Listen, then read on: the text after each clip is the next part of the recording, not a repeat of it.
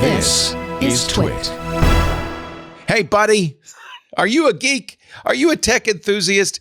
Then I would love to invite you to join a tech community like no other. You can gain exclusive access to our incomparable quality tech content with Club TWiT. As a member, you'll enjoy all TWiT TV shows ad-free. Plus, access private video feeds for insider shows like iOS Today, Home Theater Geeks, and so much more. Dive into the members-only TWiT Plus bonus feed for behind-the-scenes content, club discussions, and special events. But here's the best perk. Join our incredible Discord community to watch live show productions, chat with hosts, and participate in exclusive members-only activities. It's your backstage pass to the world of TWiT. Whether you're a tech enthusiast or a lifelong learner, Club TWiT elevates your knowledge while entertaining your interests. Get 2 weeks free when you sign up now and unlock unparalleled access at twit.tv/clubtwit. That's twit.tv/clubtwit. And from the bottom of my heart, thank you and welcome to the club. Yeah, funky.mp3. You know it. Brings back the memories. Funky.mp3. I think I can safely play this without getting us taken down on YouTube. I think so. I hope so. Oregon Era comes after your copyright. This was, in some respects, the first MP3, ladies and gentlemen. Welcome to a special Club TWiT event. We're going to talk about music for the next 2 hours, starting with Stephen Witt. And it's great to have you back on, Stephen. You were actually, I became, aware of this old book that you wrote after you came on our show to talk about your newest book, which is kind of about the AI revolution. Mm-hmm. But when I went back to read how the music was, how music got free. Free, that's right. Yeah. When I went back to read that, I thought, you know what?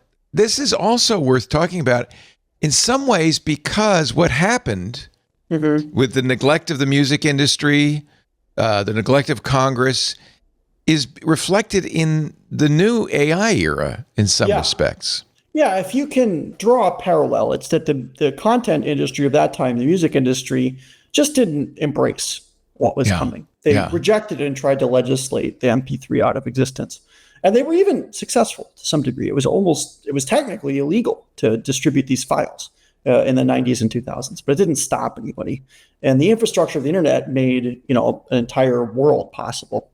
We're kind of facing that same issue, the content creators, us today, as our material, our product gets, absorbed into these artificially intelligent machines and repurposed for new ideas. And there's a lot of lawsuits going on about that right now. Now, I think creators should get paid, particularly for AI. I think there's enough money there. And I think there's ways technically to kind of like figure out which authors the LLM is kind of using as it creates, it synthesizes its language. And, that's going to be fractions of a penny for every particular use, but it adds up. But, that legislative battle is being fought now. So that's the similarity. What is this stuff worth? And how's the tech industry going to take the existing body of human artistic work and repurpose it for profit? And then what do the artists get to say about that? Right. So I should give you a good introduction. So let me start by saying we first talked to Stephen about his his most recent book. Let me give you a full screen shot of this so people can see it, which is a fantastic story about NVIDIA and in many ways a biography of Jensen Huang, who was initially a cooperative and then later blew up at you. And that's a great story. You go back and watch Intelligent Machines a couple of weeks ago, you get that full story. But when I read this, I found out about a book that I should have known that was an earlier book. And I feel kind of bad about not interviewing you at the time. This is 10 years ago. Mm-hmm. But How Music Got Free, a story of obsession and invention, your first book, and a history of the MP3, I guess, would be the best way to put it. I think so, yeah. And that music I played, I found out about from you, funky.mp3, was the first, I think the first publicly performed MP3, because the Fraunhofer group and the inventor of the MP3, Karl-Heinz Brandenburg, brought it to trade shows so they could demonstrate Yeah, they wanted a piece of music. So the Fraunhofer guys were not attempting to introduce a golden age of piracy. Not at all. They didn't even want to talk about it to the music industry to replace the compact disc. Right. But the music industry was so enamored by the profits that the compact disc was generating that they basically refused to go along with this technology.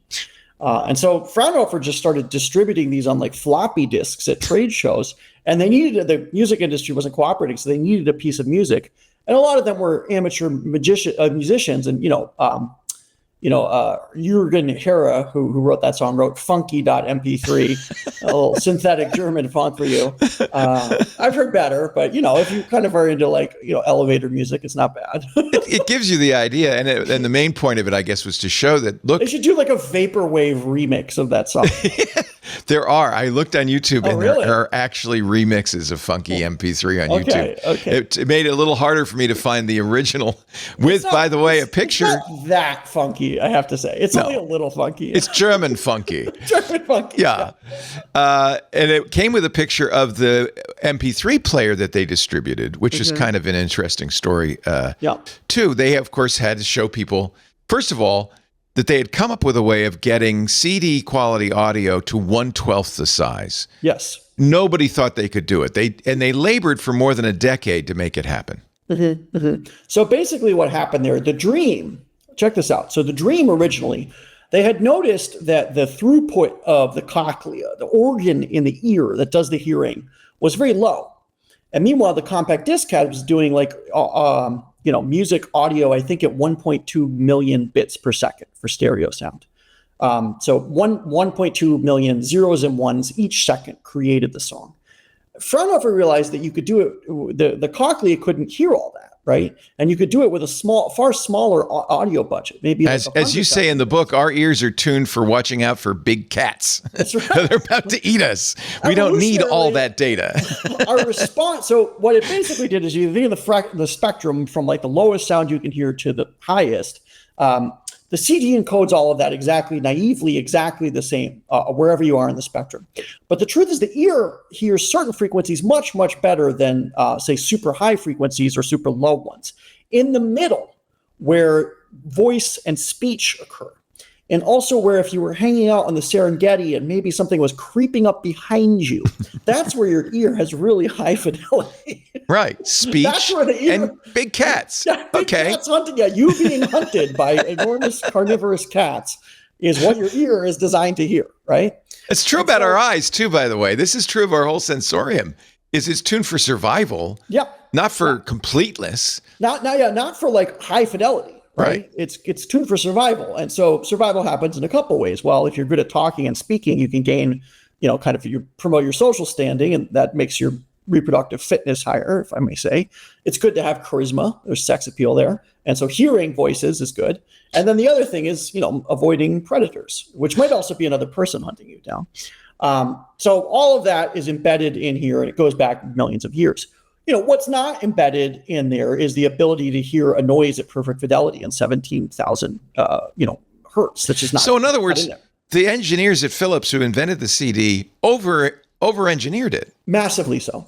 Massively so. And the psychoacousticians, by the way, hi-fi nerds, whereas the psychoacousticians were really anatomists. Right. They were looking at the human anatomy, and they're like, well, we've built this incredible system that, requires all this data, but we know for a fact that we can only process a fraction of this.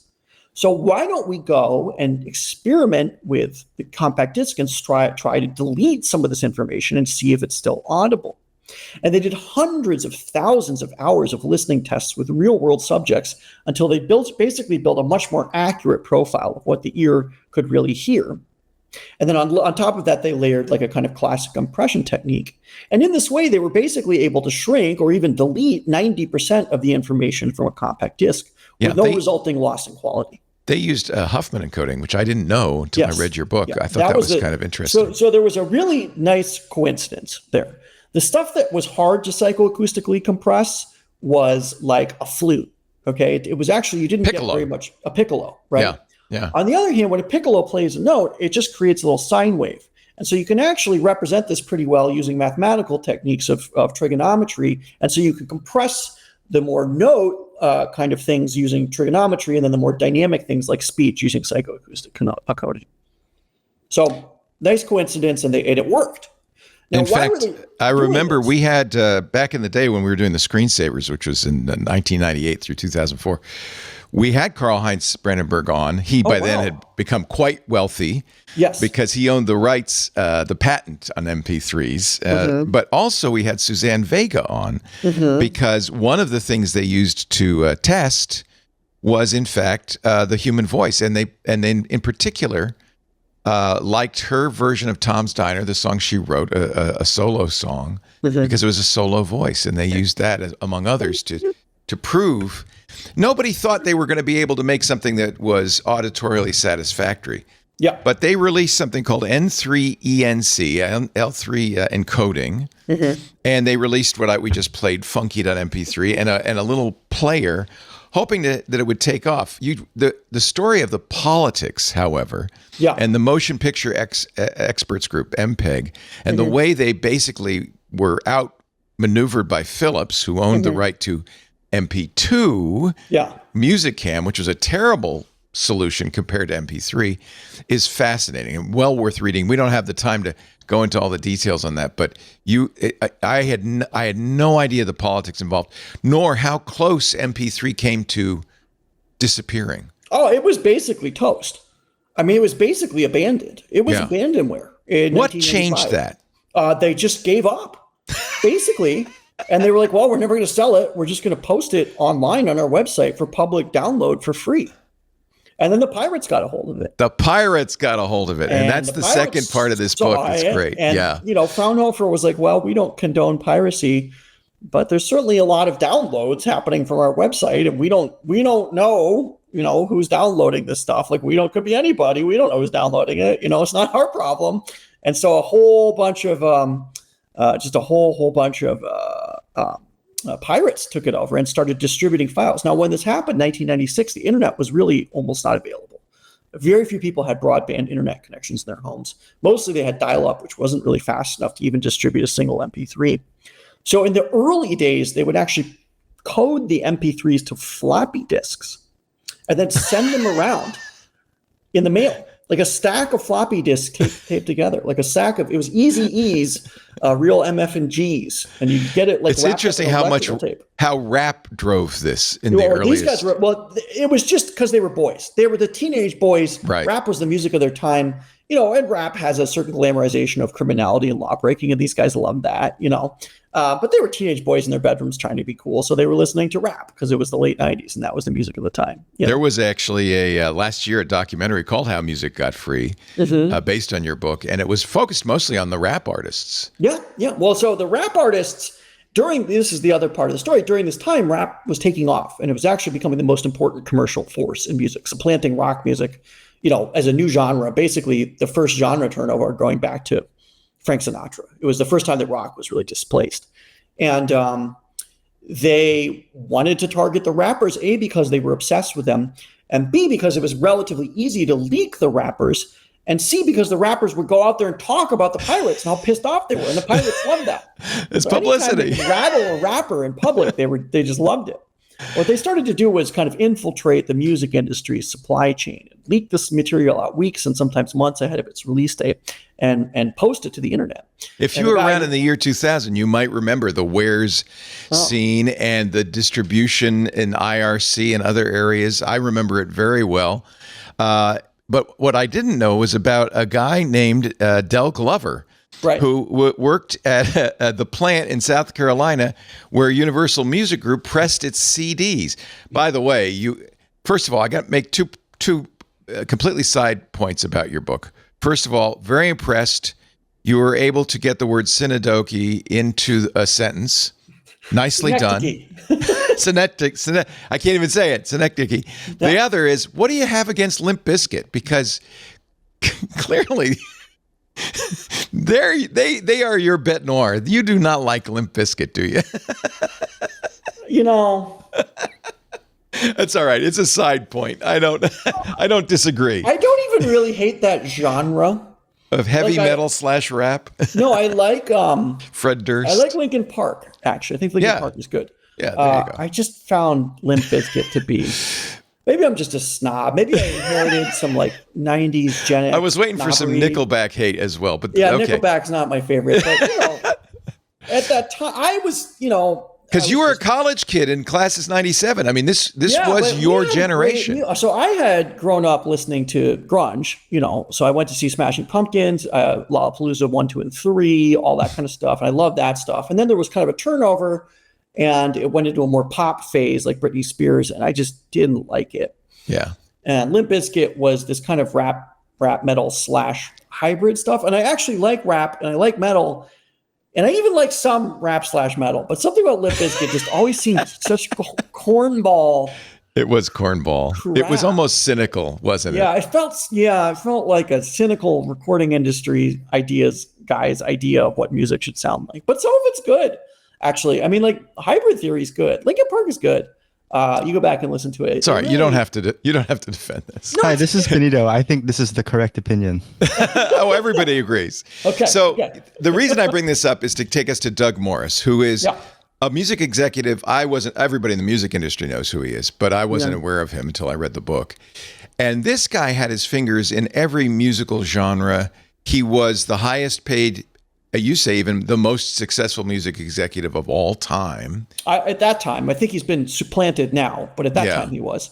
Because he ran Universal Music Group. Lucian Grange actually has done better even. Oh, okay. But, Doug got his start working for Ahmet Ertegun, who was a legendary figure in the music business. He actually ran Swan Song, Led Zeppelin's music label, for a while.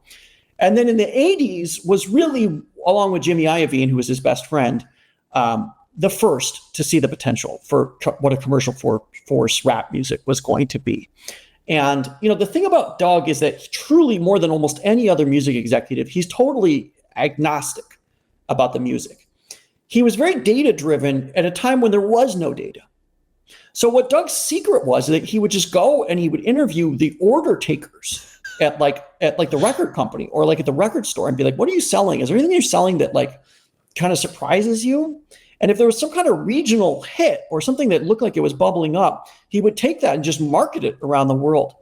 So he really, to a certain extent, did not believe or care he loved music, don't get me wrong, but he did not trust his own judgment or ability to predict what was going to be a hit. This was the secret of his success. And this was in the 80s and 70s, before there was big data. Right now, this seems normal. But he was kind of the first guy to arrive at this sort of method of doing things. And it just, a lot of music executives, particularly at the larger music labels, were pretty dismissive of rap music. They thought it was a fad. They thought the music was too simple. They thought it wasn't going to last. And Doug was like, no, the data clearly demonstrates that rap is the future, right? This is the 80s. He doesn't even have a computer. He's just looking at orders, right? Orders from like the back room in his inventory. He'd call the record store, the guy who ordered the records, and say, how many did you sell this week? So all the other A&Rs are out there in clubs. They're trying to figure out they're trying to be cool hunters. They're trying to be trend spotters. Doug was calling the guy in inventory management, right? And this was like his secret. And this put him to the top of the music industry because he was so kind of scientifically minded about it, data driven. Now, he was also a world-class schmoozer, okay? Like he was also had a lot of charisma, really knew how to glad hand him. Talking to Doug really was like talking to the character in Have a Cigar by Pink Floyd. It's literally what he sounds like and talks like. Yeah. He talks like that guy, like, by the way, which one's pink? That was Doug in some ways. But he was really good at what he did. And the other thing was that I think the musicians actually liked him. Doug was very corporate in a way. In a sense, he was the most corporate. He was the most willing to embrace the corporations, like Japanese companies owning the music labels and stuff. And a lot of the people, executives really wanted it to be an independent affair. But the nice thing is that if you're working for part of a corporation, the nice thing about it is that you're publicly traded and your books are audited. And this actually makes it hard for the record label to rip off the musician, which had historically been a huge problem. Mm-hmm. But Doug embraced like kind of the fair record keeping of a publicly traded corporation. And the fact that he kind of was an honor roll dealer with the musicians. And so a lot of musicians actually ended up signing with Doug just because they felt confident that he wasn't going to scam them, which had been a constant problem in the music industry for promoters and record labels going into the 70s and 60s. Now, these weave together because you have a record industry that's incredibly profitable. This is in the late 90s. Yeah. And in fact, so profitable, but as you point out, never giving the money back to the consumer, but always pocketing it. So when they were able to get the cost of CDs down to $1 a disc, they still charge $16 for the CD going out the door. So in economics, we call this forced bundling. Yeah. Now, what this means, the classic example I like to use is Vanilla Ice, who had really just one song, right? Ice Ice Baby. Ice Baby, that was it. On the basis of Ice Ice Baby, Vanilla Ice sold 20 million albums. Okay. And each of those albums costs $13. Now there's 9 or 10 other songs on To the Extreme, which is his album, besides Ice Ice Baby. Nobody's listening to them. I listened to that thing back to front. I had to pay for that whole record. I listened to it back to front. I take it back, Benito. Well, but you're right. I was like 8 at the time or something. Okay. I don't remember. Yeah, the singles sold the album, and the album was.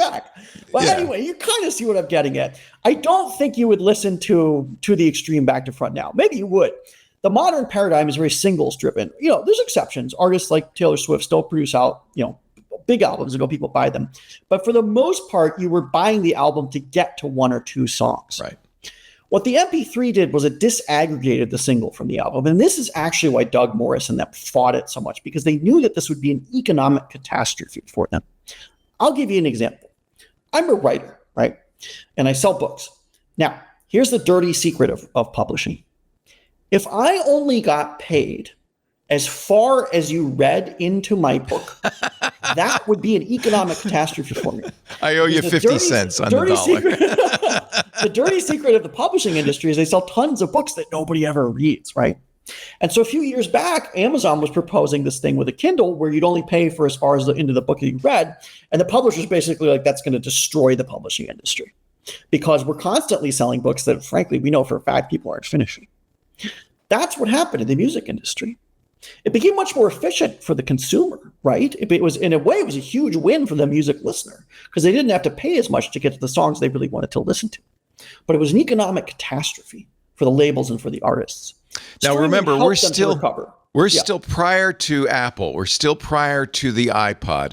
We are in the late 90s, early 2000s. Actually, Fraunhofer, struggling in 96, was saved by ice hockey. Tell they were me saved about by that. ice hockey. Yeah, so they finally got somebody to do MP3 encoding, and it was for the NHL. It was for NHL road broadcasts. So I think I can't remember what one team was like, okay, we'll experiment with this MP3 and we'll encode the NHL audio broadcast in the MP3 format. So you date the official start of the MP3 revolution to January 20th, 1995. That's correct. Yeah. Because it was the Blackhawks versus the Red Wings. Yeah. And they were using a technology which I have used for years called a Telos Zephyr. Yes. And the Telos Corporation, which started as very small, they're now a very big company, but at the time said this MP3 would work pretty well for us to send audio over phone lines from remote hockey games. And I'm blanking on the name of the guy who founded Telos, but he was an American, and Fraunhofer loved him because for a long time he was their only customer. Church. Yeah, and unfortunately he died of I believe of brain cancer a few years ago. And they posted a memorial for him. We owned several Telos Zephyrs. I did my radio show for 19 years over Telos Zephyrs. That was a transformational technology. And if you go and listen to audio encoding on like FM high HD, like secondary channels, they encode not using MP3 but MP2, and you can hear the difference. It's not as good. Like crap. It's not as good. It's not as good. Yeah. Fraunhofer invented. Now that was, by the way, funny because MP2 was the officially sanctioned encryption or encoding technology by MPEG, and just as you point out, serendipitously, MP3 sounded like it was more recent. They actually were at the same time. So they were actually competitors. Yeah, I mean, that was what it was great branding. I mean, only it was the very engineers smart could come up with this branding idea of it. MP3 and MP2. But Fraunhofer then came up with AAC, which they endeavored for a long time to convince people. But there was a mole I didn't know this, but Karl-Heinz Brandenburg made more money on MP3 than he did on AAC. That's correct. The terms were better that you negotiated. The thing that really made the money for them was that every iPod that got sold, they got a cut at Fraunhofer. And this is where the money came from, because the consumers weren't paying anything. Yeah. But they were making money by licensing the encoder to Apple and also to Windows. For a time, every computer with Microsoft Windows that got shipped, they got a small, portable licensing fee. It's probably only like, less than $1 per shipment, but think about how many computers have Microsoft. You talk about them getting the check from Microsoft and going, this is a mistake. Yeah, they thought it was the first time they got their big licensing check for the MP3, they actually thought it was a misprint. It seemed to have like an extra zero. Too many zeros on this. So we've got this MP3 tidal wave coming. The music industry initially didn't recognize it. Eventually, with the arrival of Napster, when Sean Fanning, 19-year-old college freshman, put out Napster, and some people will not remember it, but anybody of a certain age will absolutely remember how Napster changed everything. I downloaded gigabytes. You said how much? Terabytes worth of terabytes. Yeah, I had I think a 2 terabyte hard drive full at one point. It seems like that must be impossible, but I think that's right. Oh, which is everything, as you say, from ABBA to ZZ Top. And, yeah, pretty much. Yeah, and I didn't even listen to it. I don't even like ABBA. I mean, it was just like to be a completist. But we all did that. Should have been Aaliyah. Now that I think about it, I think it was free. We all did that. Everybody did it. It was free. Yeah. The music industry freaked out. Yeah. They completely freaked out. It looked like they were actually doomed. And they tried to sue their way out of the problem by suing their own customers, right? By suing the pirates, and not like the big name pirates like Dell Glover, who were actually leaking the material, but just average mom and pop users of Napster, people like you and me. Yeah, they're just randomly picking people to sue. And I learned this also from your book, that Hillary Rosen, who at the time we thought was the devil incarnate, she was the head of the RIAA and the pointy end of the spear in all of these lawsuits. It turns out, I did not know this, you must have interviewed her. I did. Had argued for making a deal. This is the future of music distribution, guys. Right. So Hillary was to the recording industry what like Adam Silver is to the NBA. She's a commissioner, right? And everybody yells at the commissioner. They hate him. But the commissioner is just a stooge for the owners, right? Right. And in this respect, Hillary is just a stooge for the labels. They're her bosses. They tell her what to do. And she was going back to them and says, guys, this is the future. You can't escape it. You got to cut a deal with Napster, some kind of deal. You got to cut it. And they didn't do it.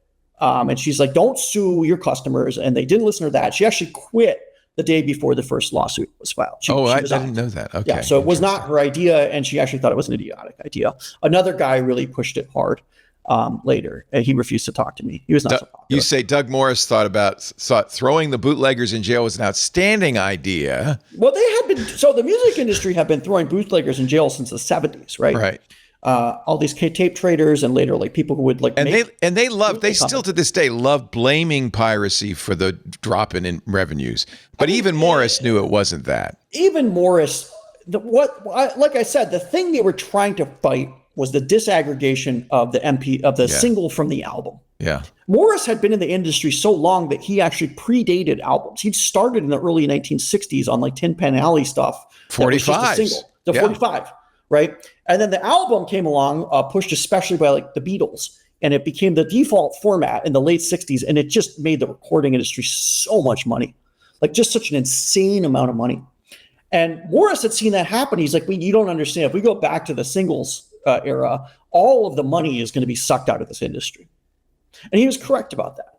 And then eventually with Spotify, even though it has recovered a bit with Spotify, it's still nothing like it was. Eventually with Steve Jobs, who kind of forced the music industry to go for the 99-cent single. They didn't want to do it. He forced them to, but this was also a giant mistake for them. And one could argue that the only real beneficiary of that was Steve Jobs. Oh, yeah. I mean, he sold an incredible number of iPads. It really didn't happen to start to recover at all until Spotify came along. Now, what's interesting, and I know people don't like Spotify so much, but they did revenues would be zero without Spotify. I mean, revenue was they stopped the bleeding at least because it was going. We've really fast forwarded, but there was this transitional period where music was sold on CDs.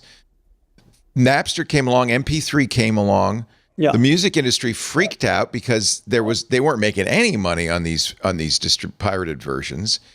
Eventually, along comes the iPod, along comes Steve Jobs, who offers them essentially a way out, not their favorite, but something. Mm-hmm. And the idea of initially digital downloads, and eventually, thanks to Spotify, and Apple came along a little later, the idea of streaming the music and paying a small license fee. Let's talk about streaming.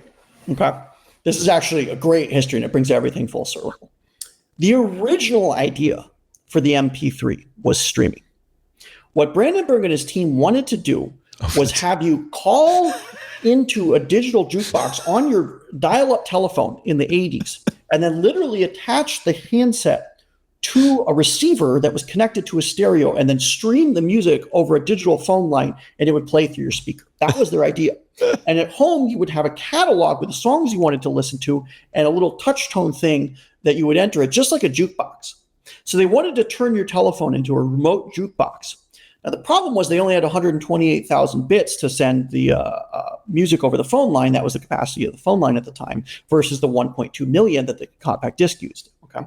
And I see people are talking about the fidelity question in the comments. And so I'd like to address this. There has always been a trade-off in the music industry between, on the one hand, high fidelity, really nice audio, sounds great, you play it on high-end equipment. And on the other hand, transportability or portability, low-end transistor radio that you can take to the beach. That's why they weren't worried about MP3 initially. I remember in 1999, New Year's Eve, I had to bring my whole computer with my Winamp playlist on it to the party because there was no easy way to take those MP3s and play them. But they saw the portability side of it coming. And if you look at the history of the music industry, when they make it more portable, when they lean towards, if you give the consumers a choice between fidelity and portability, they always take portability. The Walkman, the transistor. Yeah, we don't care about fidelity. We want our music with us. Actually, with you as you run, right? The music industry sued both Napster and the portable MP3 players, and they won the Napster case, lost the portable MP3 case, and as you say, they lost the wrong case. They lost the wrong case because if they'd won they were trying to get basically a cut of every hard drive, every MP3 player that got sold. And if that's what Fraunhofer had, and if the music industry had gotten that cut, it would be like, and it's very similar actually to in the UK, every TV licensee has to pay a tax, and that's what funds the BBC. So it would have been similar to that. Actually, although the BBC is now down 30% in revenues because nobody's watching TV anymore. They're, guess what? Streaming. Hey, I know, Stephen, you've got to go. I don't want to keep you past your time. 5 minutes. I have 5 minutes here. So I want you to keep going. Let me just get forward to this. Yeah. Spotify came along in the 2010s, and it actually was the thing that they wanted, right? It was essentially the digital jukebox that you attach your telephone to. Music everywhere. And it's totally portable. It's music everywhere. Now, the thing about this will surprise, I think, some people. The Fraunhofer guys were absolute high fidelity fanatics. They built their own speakers. They were absolutely the biggest audiophile acoustic nerds of all time. But they knew that was not where the money was. The money as an engineer, as a recording industry person, was in making it as portable as possible. And that is what they did. And that's what made their fortune. Yeah. I don't want you to go without telling us a little more about Dell Glover, because in some ways he's patient zero of the piracy epidemic. Yeah. So what started to happen in the Napster era was that these crews would race each other to be the first to post the music online. Right. And they started basically bribing radio stations to get advance copies of the material, and then they would leak that online. And they kept going deeper and deeper. They always wanted to get inside the music industry supply chain somehow. And somewhere in the late 90s, early 2000s, they managed to recruit a factory worker at a compact disc manufacturing plant in North Carolina. And his job, he was the final position on the line. His job was to take the finished disc and put it in the shrink wrapper.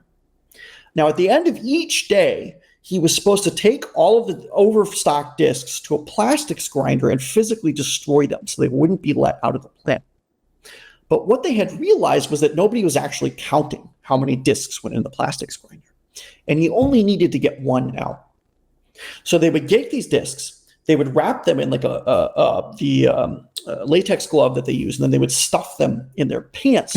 And this was North Carolina, so they were all wearing these giant belt buckles, right?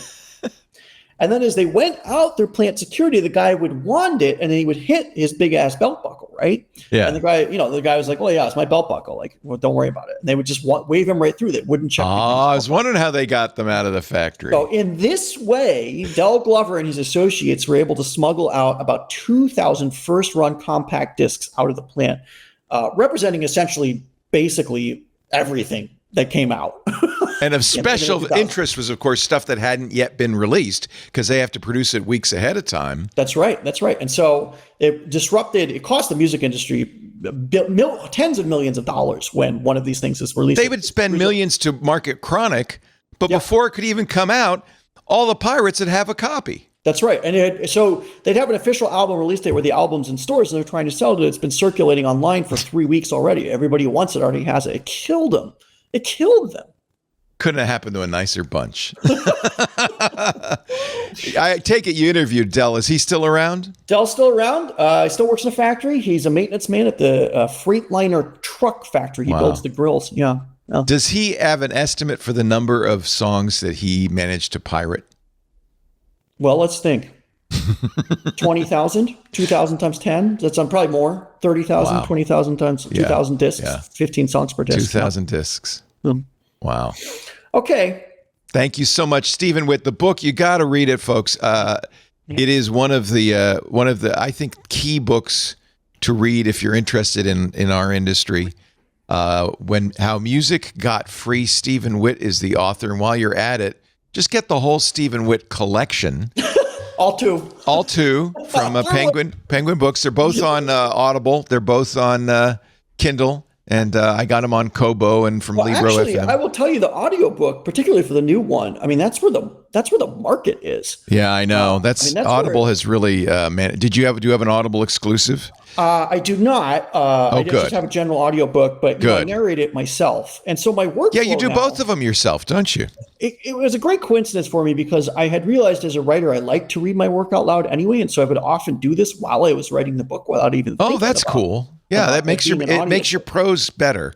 I think it certainly makes it flow. Yeah. It certainly makes it so here's the secret of reading out loud. You will know when you've reached the boring part of the book. Yes. You will know when something you've written is bad. Brilliant. Right? And you can just delete that part of the book and then keep going.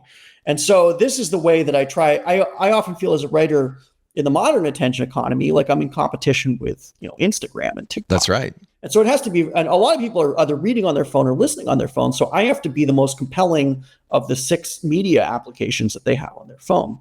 And one way to do that is by reading it out loud and really deleting anything that seems boring. You do a great job. It's a page turner. I was up late last night reading How Music Got Free, the story of obsession and invention by Stephen Witt. That's out everywhere. And his new one, which is also a page turner, I highly recommend the story of Jensen Huang, NVIDIA, and the world's most coveted microchip, the thinking machine, both by Stephen Witt. Stephen, I really appreciate your taking time to come back on the show because we just interviewed you a couple of weeks ago. If you want to hear more about the thinking machine, do read that or listen to that interview on Intelligent Machines from a couple of weeks back.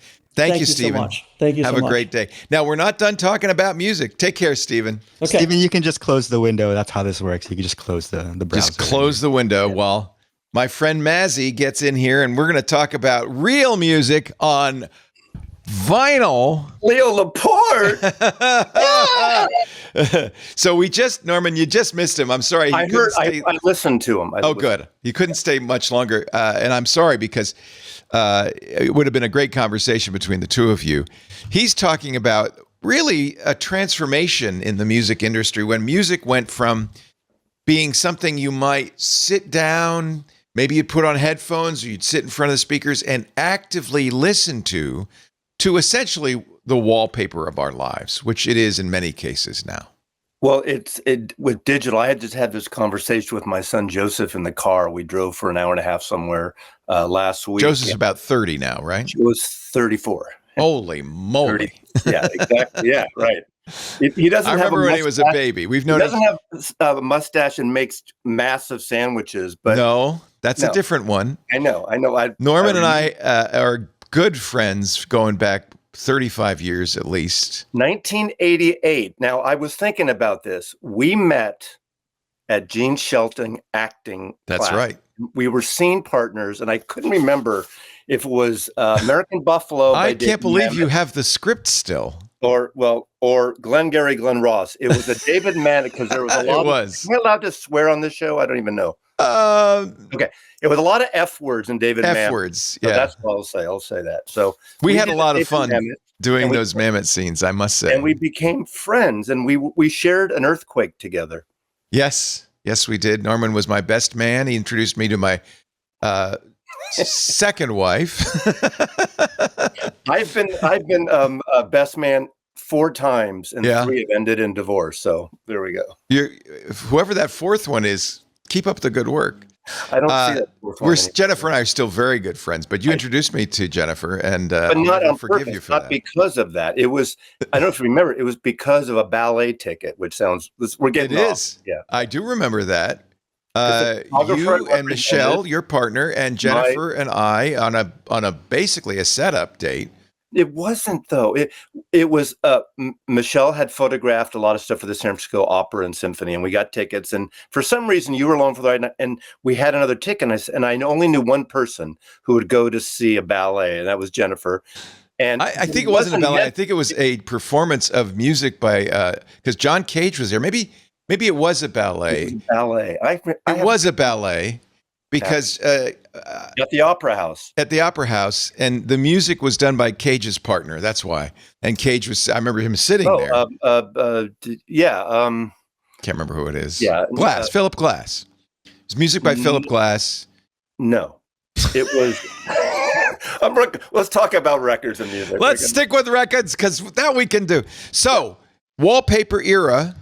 But what's really interesting to me, and it doesn't, in hindsight, it kind of makes sense, is there are a large and growing number of people who want to go back to that era of actively listening to music. Well, I'm not against. The only place I stream is I have Apple Music, and I do it to preview some music, and I listen to my car, Apple Music. I don't do anything else. I don't do other streaming. I don't stream at home. I still have, and I'm not just a vinyl purist. How many records are there behind you right there? Behind me or? In the whole room, you're surrounded by vinyl. About 7,000. But I'm that generation. But I went through a period in 1995. I did a purge of a third of my records. Oh, now, no. Is that because you saw digital coming? Because CDs. Yeah. Better format. CDs. Wrong. Totally wrong. And I had a friend that worked at the Amoeba in Berkeley, the first Amoeba before they had the San Francisco or Hollywood. But that was probably the greatest record store of all time. And I sold 2,000 albums to Amoeba for $2,500. Oh, and you regret it now? Do you wish you had those? Absolutely. And I probably bought almost all of them back. And I mean, we could get into the whole deep dive, which I'm not going to do here about. There's obsessive vinyl collectors, and now it's about pressing and mastering. There is a comeback, but still, I mean, compared to streaming, it's like the fingernail of my whole body is vinyl. Compared to CDs, vinyl's actually selling more now. Yeah, well, it's increasing, definitely. Yeah. And used records. I mean, I have records here that I've had. You can buy, like, for instance, here's a good example, and this is the famous example, and I don't know if your audience is into vinyl records and knows of it. Some of them are, and there are people watching on YouTube who are fans of yours who are. Okay. So act as if. Okay, well, this is an obvious choice, and the people that follow me know this. And again, you introduced me on one of your previews as a vinyl expert, which I'm not. I'm a vinyl fan, and I know a lot compared. Okay, that's it. Mazzy's Music, go subscribe on YouTube. But subscribe and ring the bell. Like and subscribe, whatever the hell that is that you say. Ringing the bells because it wakes people up in the middle of the night. Don't do that. Don't ring the. So you review records. You're not a vinyl expert. Okay. Are you an audiophile, Norman? I dip my toes in. I like good sound, and I have a nice system. It's funny compared to some of the audiophiles. My system is a modest system. You don't have your turntable in a sandbox, and that's Brian Wilson. He's probably buried in it now. yeah. No, there's some people who have it in sort of, so they dampen the vibrations from passing trucks, kind of. Okay, there's a whole thing about cables and all that. I'm not into that. I think that some of that is. My point is, BS. Okay, but Led Zeppelin 2. Here's a good example. I just want to, for people who don't understand or know this story, Led Zeppelin 2 sold millions. Okay, Led Zeppelin 2. We're going, by the way, full circle because Ahmet Ertegun signed Led Zeppelin. They signed him on the base to Atlantic Records on the basis of a demo record. That's Led Zeppelin 1. And of course, Ertegun hired Doug Morris and then retired and let Doug Morris continue to run Polygram and later Universal Music Group. Jimmy Page recorded that whole first Led Zeppelin on his dime. That's such a great story, and they own the masters as a result. New York, the manager, they flew to New York and met with Ed, and basically they did the deal in 1916. Was that 8 or 9? 1968. And it was crazy because this was still the singles era, and Jimmy said, "We're not going to do singles. Yeah, no, we're only going to do albums. We want you to play the whole side." Well, think of it. Sgt. Pepper was the first Beatle album that there were no singles released. Yeah. So it was starting to happen, but it was more avant-garde at the time. I mean, he was playing the guitar with a fiddle bow. Come on. Well, now you're getting into the deep woods. But my point is that Led Zeppelin 2, when it was first, okay, maybe, do you know about mastering? A mastering engineer? Explain to me. He cuts now there's a whole discussion about vinyl records cut from files, digital files. Which most are these days, sad to say. A lot are, but not are. But they can still be mastered in the analog world. So there's a whole, in fact, a couple of years ago, I don't know how, again, deep in the woods, Mobile Fidelity, it turns out, in your backyard in Sebastopol. Yes. Mobile Fidelity has found out for the last decade or so, they've been cutting a lot of their vinyls from DSD, digital sources, and there's a whole step, and like, oh my God, they're audiophile. It's buyers, controversial. Their heads blew out, and some of them said, "Well, I knew there was something wrong." Where basically you liked it. I heard it. I knew. Yeah, or you liked it last week and this week because is the only legitimate for those people way to record a master is for Miles Davis to be sitting in the same room as the lathe, playing it. And then the lathe is recording it, etching it into direct to disc. That's a whole direct to disc. Yeah. Is that the only good way? No, not at all. The beauty of that, though, is the acoustic waves coming out of his trumpet are going, in effect, directly into your ear. Now you're getting in the weeds. It's analog all the way through. This is Benito. So, like, I did this for a living. I did, Did you? And mastering. Benito, you've done so many things. You did D to D masters? I mean, I was a musician for a time. So, as an independent musician, you mix and master your own stuff. So that's how I learned how to do a lot of the But did you do it digitally or to tape? Well, I mean, you do it digitally because if you do it, that's the problem. You're spending a lot of money. It's not.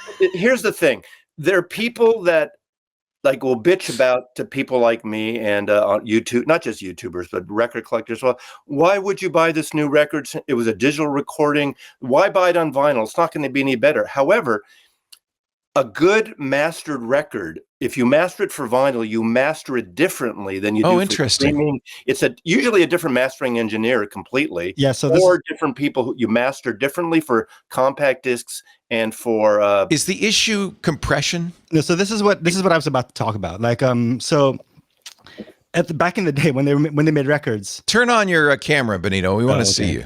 Okay. If you're gonna chime in, there's Benito. So back when they were making records, he doesn't have any lights. He just has a camera, by the way. I just love seeing Leo. I haven't seen Leo in forever. So like back, they used to make records that when they turned into CDs, they didn't remaster any of that for CDs. So that was still the master for CDs. So most of like the stuff in the 90s up to the 2000s, even up to like the early 2000s was all still this, they still mastered it kind of the same way. By the way, the quality varied a lot. Early CDs often were That's terrible. what you're talking about, the loudness. That's what I'm talking about. Like that's the loudness thing. It's because those were mixed and mastered specifically. No dynamics in the music. That's why when stuff started coming out in the 90s and 80s, that stuff was being mixed and mastered for CDs. So wait a minute. And today, stuff does is being CDs not have the mixed and mastered dynamic for range Spotify. of vinyl? No, It can. it can. The problem is It's you different. have to pay more and get it mastered specifically and work on it. And record companies, okay, though going back to that, I would think because you're doing scratches in a groove that you'd have to compress the dynamic range, or you'd. Okay, we're going to go back to the original story that I've been trying to talk about for ages. Led Zeppelin 2. Okay, the first pressing that came out was mastered by a very famous mastering engineer by the name of Robert Ludwig. And it was cut hot, which means Ahmet Ertegun brought a copy home, and his young daughter, who had like a kid's record player, played Zeppelin 2, and the needle kept popping off. Jumping out. It was so loud and so hot. You had to put a quarter on the needle. Pretty much, right? So he had that album recut. Okay. Now, there's been so many millions of those. If you look in the dead wax, okay, do you know what dead wax is? No, what's that? Okay. You take an album. Okay, this is not good. I want a black one. I understand. The dead wax is where there's no music, just a groove. Exactly. Well, the dead wax is the clear period between the label and where the record the record goes. Yeah, and if you look in the dead wax, there's always the catalog number etched in. Right. Sometimes, especially now, all the time, but in the old days, sometimes you'd have the initials of the mastering engineer, like Kevin Gray or Robert Ludwig or Bernie Grundman, whoever would master it. So if you have a copy of Led Zeppelin 2 from 1970, 71, Led 70, I guess that came out, or 69, whenever it came out, right? That's the hot cut. The problem is most of the copies, everyone played, they snorted cocaine on them, they rolled joints on them, they stacked them up, they trashed those records. I mean, people didn't care for records a lot. I did, but a lot of people didn't. A copy of, here we go. Is this Hank's sandwich place? No. Yeah, this is where he makes the prime rib sandwiches. Exactly. This is how they make vinyl records, ladies and gentlemen. So they recut it, but if you have a pristine copy of Led Zeppelin 2 with RL in the dead wax, that record in pristine, that record would sell for anywhere from $600 to $1,000. Wait a minute. Is that the what you would call the loud version? That's the hot cut. The hot cut. It's hot cut. But why would I want that? The needle's going to jump off the record. But record players today, turntables today can handle it. In the 70s, once most good Ahmet Ertegun's daughter had a crappy record player. Probably had like the equivalent of what we call today a Crosley or or an old Magnavox, but so a good record player could handle the very jaggy grooves of a loud. It's not even jaggy. The hotness, it won't throw it out. A lot of bass or a lot of it's hot in the highs and lows. That's why, like for instance, let's talk about jazz. This is a good example to switch gears here. Okay. There's a series of Blue Note reissues in the Jackie last McLean 10 years. This is a jazz. This is Blue Note Records, but it's a line called Tone Poets. I always loved Blue Note. I don't know why. I loved. And Rudy Van Gelder recorded these and cut these back in the 50s. Was he the master, or what was his job? He was the recording engineer. Okay. Yes. I mean, this gets too in the weeds. No, get esoteric. Hey, that's what you're here for. You're Mr. Esoteric. Week, I listened to these guys talking about this weird Windows shit and how you drink scotch and you download it, like Windows 95. Yeah, that's what I'm saying. You can be as nerdy as you want here. This is as nerdy as you want to be.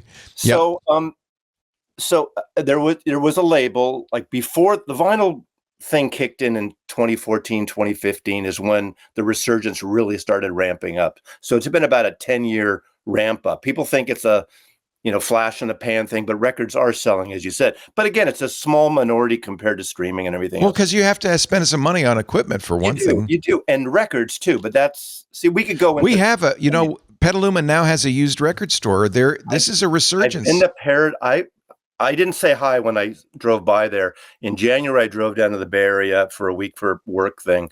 And I stopped. And you didn't say hi? You didn't? No, because you're always busy with some download. Can I just, by the way, Norman, look at these. I wore these just for you. What the Jesus Christ. These are made out of old vinyl records. Can you see? I know someone who has a pair of those. These are vinylized. You look more and more like Peter the guy Sellers from Up. Don't say it. Yeah, you do. Can we do a scene from American Buffalo? No. I don't have my script. You probably don't. You know it by heart. I should. So my point is, all trains smell vague. No, I don't want to finish. Original 1950s Blue Notes. When the CD era was happening and people were selling those records for 50 cents or $1, getting rid of all their records. Oh, you should have snapped them up. Japanese came and bought a lot. So there's a lot of. But aren't they scratchy? And I mean, some are, some aren't. Okay. But so if they've been well maintained, vinyl you can play. Doesn't it wear out? You'd have to play it thousands and thousands and thousands. No, a good maintained record will last your entire lifetime. You're not now, the other thing I hear about Rudy Van Gelder is he's not great on the piano. And he's dead. That's why. Besides being dead, his piano recording technique is lacking.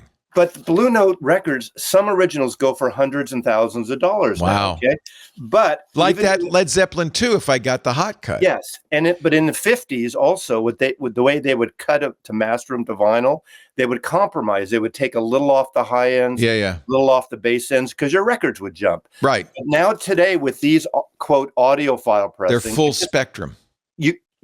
When they started reissuing these.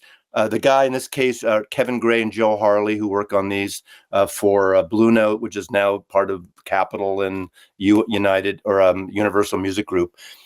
They listened to tapes and they said, "Crap! I'd never heard that on the originals. There's more bass. There's more. The mid range are tighter. The highs, frequencies. You can get the wider spectrum because cartridges and turntables today can handle it. So even though some people that's interesting." Some collectors want the original artifact, like a comic book, right? You can get Superman #1 as a repress, but you want that original. If you're this will sound better. I understand. If you're mastering a CD, though, that's not a concern. Aren't the CDs all hot tracks? You don't have to worry about that. Yeah, but sometimes what happens is, okay, this is what happened with I don't know exactly. The guy that was on before might be a better take on it. They mastered things loudness. What Benito was talking about, the loudness. No, they do it for radio, and they now do it for cheap speakers and white AirPod headphones. Remember on the radio how everybody wanted their singles jacked up because they sound better. They compress the dynamic range. If they don't compress your song, right, playing against that Led Zeppelin or that Britney Spears, it won't punch. It'll like, wait a second, I don't like that, which is really too bad. When I listen to a vinyl record, there's more dynamics. I sit with my martini. I enjoy the music. I pay attention to the music. It's not passive. Wait, so actually the thing that really got me into vinyl is that I went to a friend's, like my friend's dad's friend's house, and he had like this crazy hi-fi system. Yeah. And he put on a jazz record, and it sounded like the band was in the room. Yeah. And like that was the experience that really looking changed my life. I was like, oh my God, you can actually have you achieved that, like Benito? I haven't achieved that because that costs like $1 million. No, there is a fallacy about you have to get expensive gear. It's more of the synergy of the gear. Yeah. Like you can get vintage, an old Kenwood receiver or Sherwood receiver with some Advent speakers and a nice turntable. And if you have the synergy of your components, they have to work together and play around with speaker placement. That's important. Sometimes speakers can be against the wall. Some speakers, you have to bring them out from the wall. Sometimes you tow them in. It sounds like I'm an audiophile. I like good sounding music. And I do have a thing on my channel where I do a series called It's the Music Stupid. And of course, I got that from It's the Economy Stupid, right? From James Carville, because there are these audiophiles and YouTubers that talk about the best pressing of the Steely Dan, Asia's. You got to have the, after a while, give me a friggin' break. It's the music first. Yeah. Then you want good sound. I agree. Because I'm not going to listen to the 1812 Overture over and over again just because of the cannons and the bells. With cannons, right? Yeah. Yeah. So Mazzy's Music is the YouTube channel. And I have to say, Patrick Delahanty just announced this. I'm very excited. As a premium for Club TWiT members, who are, of course, sponsoring this show today, all Club TWiT members we're gonna make available a vinyl pressing of this show. Right. So you can listen and learn and make sure your speakers are properly placed. And that way you will enjoy the full fidelity 2 hours. The irony is, like 4 LPs. I realize it's not even one. I realize it's not even 1 o'clock yet, and I promoted to my people to come over at 1 o'clock. So well, good. So we're going to welcome them all over the Fruited Plain, fans and friends of Norman Maslov. He is Mazzy's Music on YouTube at Mazzy, MAZZYSMUSIC, where he talks about vinyl. I first met Norman Maslov. Look at all this stuff. By the way, there's Joey. That's good. It's nice to see a picture of your son, Joey. What's Joey doing these days? He lives in Portland, Oregon with his girlfriend. He is an illustrator, nice. Freelance. He also teaches art classes online for younger kids. Sweet guy. I love Joey. He's the better version of Michelle and I. Yeah, just as my kids are the better version of me and Jennifer. I agree. Anyway, if you love music. Now, I first met you, Norman, when I had you on my radio show, because you were famous as a Beatleologist. I co-authored, basically, David Bacon and I don't know if you met David. I did. I know David, absolutely. In fact, I met David before I met you, I think. He's on the East Coast now. Oh, he was a friend of Jennifer's. Exactly. I forgot about that. Yeah. David and I, way back in 1982, put out a book called The Beatles England. So essentially, and I didn't come up with this, I went on a walking tour when I brought Joe and Michelle to England on my 50th birthday. And we did one of the Beatle walking tours, and the guy had met me before, and he introduced me as one of the guys who invented Beatle tourism. Because in 1982, we did this book called The Beatles England, long out of print. You can probably find it used somewhere. There it is, and there was no guide. I have a copy. I'm very proud to say. You'd go to Liverpool and you'd say, "Where is this?" And they said, "There's nothing here to see." Liverpool hated the Beatles for leaving Liverpool, and it took forever for them to embrace and rebuild the Cavern Club and do all the tour sites. So David and I did a first travel guide. So you went to Abbey Road, you went to the Cavern Club, you went to all the Beatles places. Fields. But I had you on the radio show, not just to talk about the book, but to talk about the Beatles, because you were kind of a Beatles nut. Let's face it. Literally, let's see. There's like 1,000 Beatle related records. Wait a minute, that whole shelf is your Beatles shelf? 3 across and all the way down. Oh my God! And I thought I was fancy for having the green apple with a USB drive in it. That's worth some money now. Oh, I know. It's pretty cool. Yeah, I never bought that actually. So, well, if you want to add it to your collection, let me know. You stop by and I'll sell it to you for $1,000 cheap. I'm sure you will. Thank you. Yeah. So now what? Okay, so we're done. That was good. Thank you, Norman. No, we're just beginning, ladies and gentlemen. If you're just joining us because you're a fan of Mazzy's music, well, welcome to everybody. My name is Leo Laporte. I've known Norman, as I mentioned, for many, many moons. He and I were good friends in the 80s. 1988 or so. Around. And I was a DJ at KNBR in San Francisco, and Norman was repping photographic artists and other artists. You've retired from your agency. Yes? I ended it last year after 38 years. Wow. Well, I ended my radio career in 2022 after 19 years. Wow. Actually, that was just one show. I've been doing radio since 1976. So I guess my 50th anniversary. Leo and I were scene partners. We were thespians. We studied acting, but we never kissed. Okay, no. I just want to say, as I said, we did David Mamet plays. That's mostly what we did. Swore at each other. So we've known each other for a very, very long time. And I've known that you were kind of a vinyl fan all this time. Yeah. You're going to have to tell us. I know you don't want to focus on the audiophile side of it, but you're going to have to tell us about your audio system, because that is part of this, isn't it? I have two systems. I have I call my older system, vintage system downstairs, where it has an old, I remember in 1986, there used to be a stereo store. I'm a native San Franciscan originally. I was born and grew up in San Francisco. I'm in Seattle now. 11 years ago, I moved to Seattle. But in 1986, I bought what I thought was my last turntable, a Dual. A German. A Dual. I remember those. Yeah. DUAL. And I think then it was about a $600. Was it a direct drive? Exactly. Ja. Was ist das? Kann ich Ihnen helfen? The belt, the drove, the turntable. Yeah. Yes. And so I figured that's my last turntable because CDs are going to replace records and we're never going to do it. We were all fooled by that CD thing.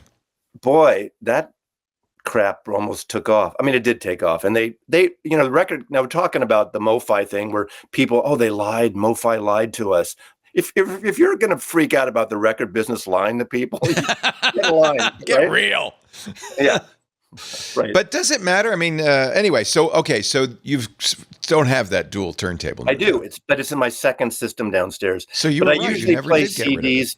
I usually play CDs downstairs because usually I'm working and doing things. Yeah. And CDs just you don't have to flip it over after 15 minutes. Again, records, you really have to pay attention. Do you have a disc washer 3?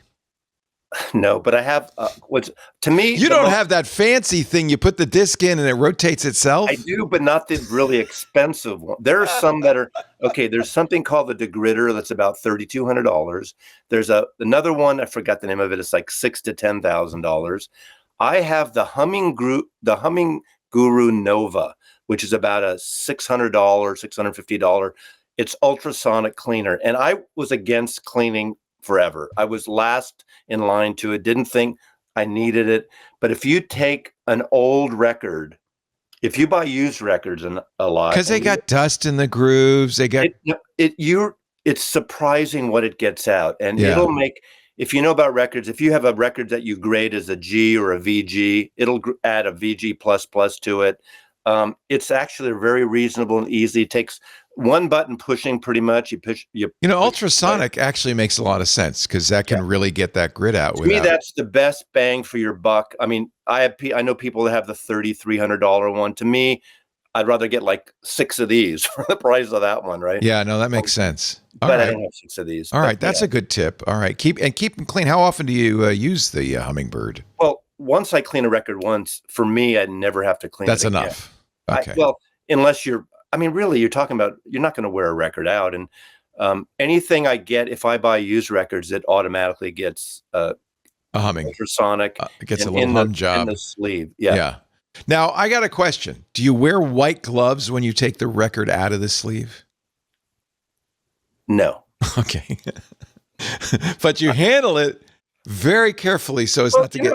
that's basic shit about, every once in a while. I see your fingers on the track. Get your fingers off of that. Oh, every once in a while I pull a record out and I get, you'll get comments. You'll get comments. Get the tweakers and the trolls. Yeah. Oh my God, you touched the record or something. I don't trust you anymore, Mazzy. Exactly. This is the perfect, record and this is all that stuff. You know me, I have a little, I like to do a little shtick. So I'm not a serious person. I'm not well scripted like you. I am not. Benito, defend me. I am not scripted. No. It's not even rehearsed. There's some YouTube channels and they use like AI voice narration things now and all that stuff. Yeah. And I hate that TikTok lady. I don't like her. When I was in college, I was a DJ at WYBC in New Haven. And I remember we got a EP of a song called Strawberry Letter Number 23. Brothers Johnson. By the fabulous Brothers Johnson. No one had ever heard of them at the time. It was that color, and it smelled like strawberries. Yeah. If I still had that, how much would that be worth today? You have to look. If you don't know, there's something called Discogs. The Discog. Yeah. You look it up, and I have about 2/3 of my records written in Discogs. I haven't put them all in yet. You archive them. It's good for insurance purposes, and and you can. So it's a database of your discs, and basically. You can buy and sell through it. People can buy and sell, and it shows the low, medium, and high prices things technically sold for. Unfortunately, a lot of people will use that and think, "Oh, my record collection's worth so much because someone bought a copy for $400," which it could be a certain copy. It could have been an aberration. You never know. Let me see if I can find Strawberry Letter Number 23. That was written by Shuggy Otis. Was it? It's a Shuggy Otis song. Yeah, and covered by the Brothers Johnson. I remember. I still can remember it. I think I have the record somewhere here. Yeah. Do you have, is it Strawberry Color? I don't have the single. I have the album with Strawberry. Yeah, this was an EP, so it was album size. I don't have the EP. Yeah. Yeah.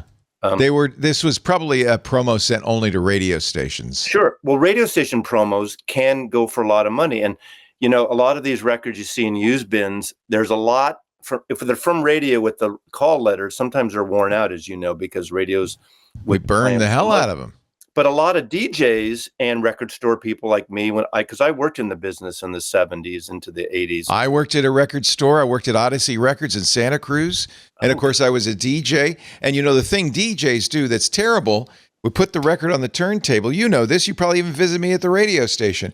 And you play it till it starts playing. Then you press stop and you turn the turntable backwards until you're about, a quarter or half a second ahead. You go, I can still do that, by the way.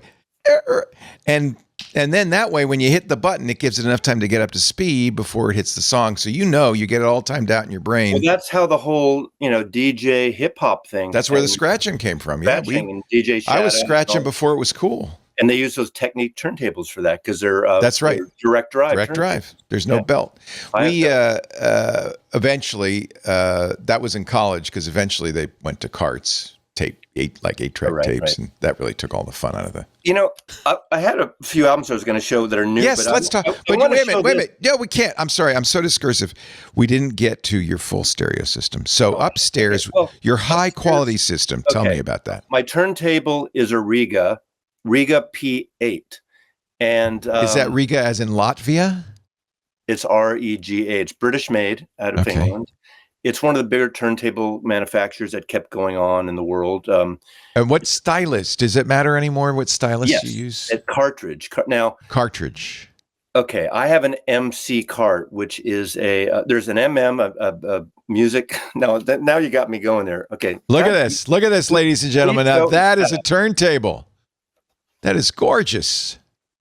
Yeah, you have the Planar 8. Yeah, Planar 8. It's the P8. It's a $3,500 turntable. There is a belt. There is a belt, ladies and gentlemen. It's belt driven. Yeah. But I got actually a demo. The key is you can buy great demo gear from stereo stores that have it. All right. I got it for $1,500. Nice. Okay. And it's a $3,500 turntable. Nice. Now that's how I buy my camera lenses. Yeah. Now you have to have a. It's different in the old days because there for a while. Does Riga make the cartridges or? They do. I don't have a Riga cartridge. I have an MC card. There's MC and MM carts, and you have to. God, it's getting too complicated for me. I can't stand this stuff. Because it's, in your opinion, irrelevant, and that's why you spent so little money on it. I mean. All right.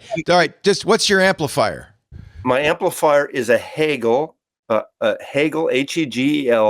I loved him when he was Hegel and Marx. Yeah, H390. Okay. They replaced it with the 400. It is Norwegian. Of course it is, because Americans don't know how to make anything anymore. Well, they do, but you can get none of this gear is made in the USA. Benito fell asleep. Come on, Hegel H390. Yeah, no, I love this kind of talk. This is actually my favorite kind of stuff. I know. I think he's trying to, downplay this. The Hegel that is beautiful. Look at that. It's not doesn't have those fancy bells and whistles. No, it does. All it has is two knobs. And it's got two mono. Separates within the chassis.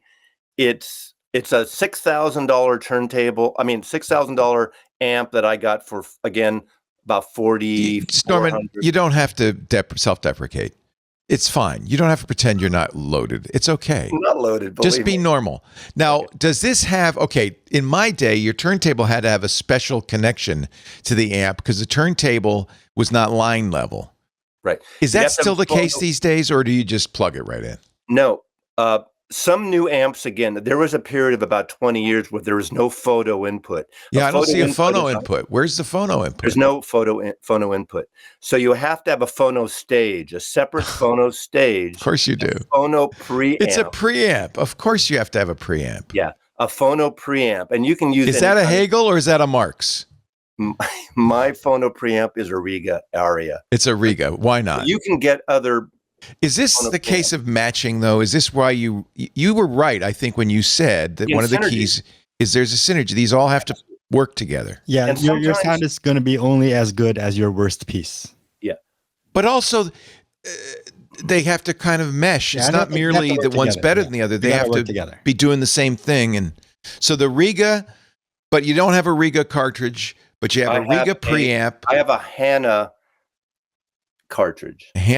Riga with a Hana cartridge with the Riga preamp into the Hegel receiver. Exactly. I'm sorry. No, it's not like a receiver. Marx Brothers, a Groucho It's Marx. an amp. But now, do you use gold speaker wire? No. Well, I have good speaker wire, but heavy gauge, right? Yeah, heavy gauge. You want a heavier gauge. I have a look. See, I'm not technical.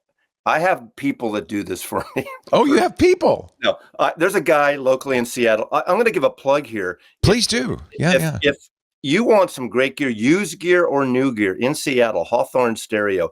They're not the snobby high end, like we're going to build a whole theater experience in your house. We need places like this down here too. I wish there were such. Hawthorne would be a place in the old days you'd find in Berkeley, People's Republic of Berkeley. Hawthorne so you go in here, they've got used deals, demo deals, and do they? Yeah. And then they say, no, dude. You can't use a Riga turntable with a Marx amplifier. You need a Hegel. They will help you. I mean, there's a guy that works there. His name is Matt, and he lives very close to me. And he happened to come over. I mix him a martini, and he sets up my cartridge for me, and I pay him a little. I think the martini is the secret to your success. Exactly. Actually. But it's funny. The gear is important, but the most. Wait a minute. We're not done. Okay. Speakers. I have Bowers and Wilkins. Oh, B&Ws. But do you have diamond tweeters? I don't have I do, but I don't have the high end. They use Bauer and Wilkins, the big 803 or whatever at Abbey Road. I know. I was in the Lucas. Okay, so down here at the Lucas Ranch, they have one of the last symphonic recording stages. I was in the control booth, and they have B&W. Yeah. And I said, "Oh, that's nice. Do you have I said the same thing. Do you have the diamond tweeters?" It's the only thing I know about B&W. They said, "Yeah, we tried the diamond tweeters. They were too harsh." Yeah. So they got rid of the diamond tweeters. They don't use those. B&Ws have some people think they're too bright. And that's what he was saying, I think, I can understand that. And the thing is, I just got to say this, the most criticism, again, I very rarely talk about gear. I do occasionally when it relates to. I'm making you though.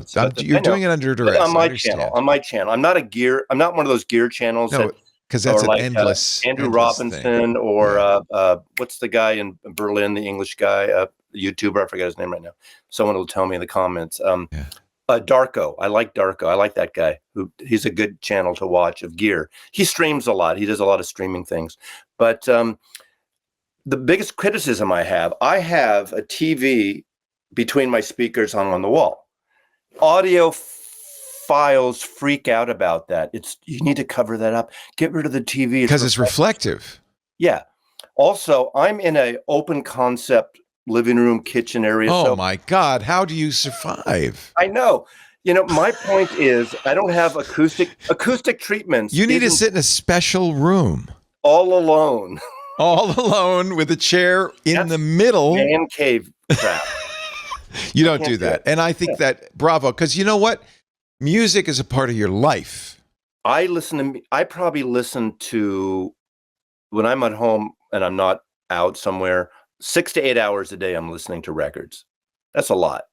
That's a lot of records. So I want to listen to music where I live. And I have pictures on the wall. I have the refrigerators and microwaves. Let's face it. That's a nice stereo system you got there. Oh, yeah. Do you have a subwoofer, or are those B&Ws sufficient for the full spectrum? I do not have a subwoofer. You don't seem like a subwoofer guy. I had it in San Francisco when we renovated. You were at our house when we renovated. Yeah, beautiful. You crashed on the couch a couple of times when you were in San Francisco. Yeah. I had a subwoofer there because I had a 5.1 system there, but it was mainly for movies. Yeah, almost all my systems are at least 2.1. Yeah. Like the one in here's 2.1. Okay. I have ELAC speakers. They're no B&Ws, but they're You're decent. the guy. Now I remember. It's all coming back to me. When you had that little great apartment with the wonderful view up on Green Street. Yeah. Above North Beach. What a great place You that was. bought those little satellite Bose, that whole thing. Remember those little speakers? Oh, I hope I didn't. Did I? The little ones, and you had them. I was at your house when you were setting them up, your apartment, and they were really. I hope I didn't. Did I? I don't know if they're Bose, but they're like. I am ashamed. Maybe it was Cambridge. It was probably Cambridge. Yeah. Yeah, it was Cambridge. Okay. No highs, no lows. That's Bose. I don't know why I'm doing this. I just like doing this. No, they were little. You're right. They were satellites, and then that was for the tweeters because tweeter positioning is very important. And then I had the sub because that's not as important. And you know what I've settled on now? I have a decent. Probably shouldn't. I don't. I think it over amplifies the bass, but it's mostly for, watching movies, I guess. But I like my ELACs. I have center channel. I have stereo ELACs, and I have a ELAC subwoofer in almost every room of the house because I think they sound natural. It like anything else, subwoofers. I know people with double subwoofers. No, I know people. You know what it is? It's you have to tune everything in. Right. You have to move around. I would say the biggest thing, even not as an audiophile, play with your positioning of your speakers. Yeah, that'll change things. Some speakers cannot be against the wall. Yeah, even just put them 6 inches off of the wall. Yeah, even all just these speakers are 6 inches off the wall. There's some things like Devore's. There's other ones that you want. Well, the original Bose 901's direct reflecting speakers were designed to be bounced off the wall. Yeah, sometimes you need them 2 or 3 feet. I mean, a lot of times, this is how marriages end with couples because of gear. That's why I live alone, and Michelle's got an alpaca.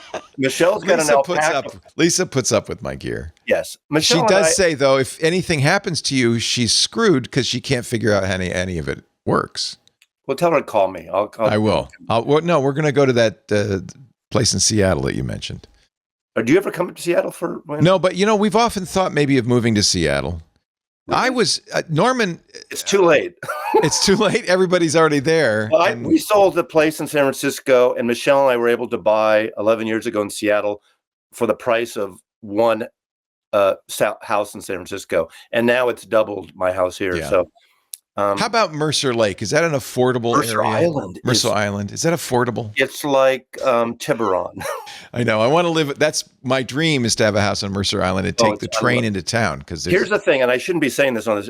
I have a full guest room, extra bath. If you ever come up here to check things out, so. Oh, that's good to know. We will. We'll come visit. Seriously, I just had guests here from LA that stayed here 3 nights. Do I have to bring my ex-wife, or can I bring my current wife? Your current wife. My last wife, my final wife. All right. Wait a minute. Where were Records. We were talking about music. I wanted to say something, though. You said you were a native San Franciscan, and this I know because I was with Norman in 1989 at Candlestick Park during the World Series, Game 3 of the Bay Bridge Series. It was the Oakland A's versus the San Francisco Giants in the World Series when the earthquake hit. Right. And Norman and I are sitting there, and we're looking at the light standards going like this. All the players ran out into the field, and they went, wait, and they went back into the stands and got their wives and their children and brought them out in the middle of the field. And we're sitting here going, what about us? And the people with the transistors, because they still had them in 1989, were saying, the Bay Bridge is down. Yeah. And I said, Norman, we sat there for a while in the dark because the power was out. And I said, Norman, I should probably get back to the radio station. They might need me.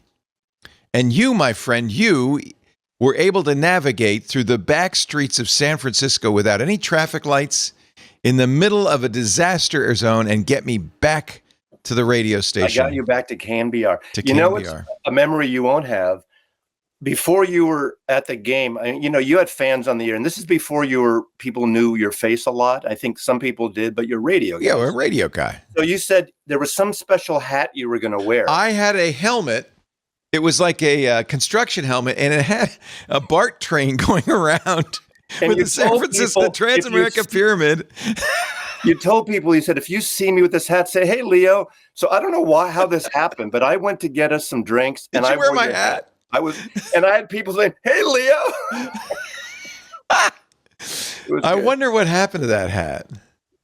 Okay, we'll tell people. This is like, we're going to get into records. Don't worry. Hold off a sec.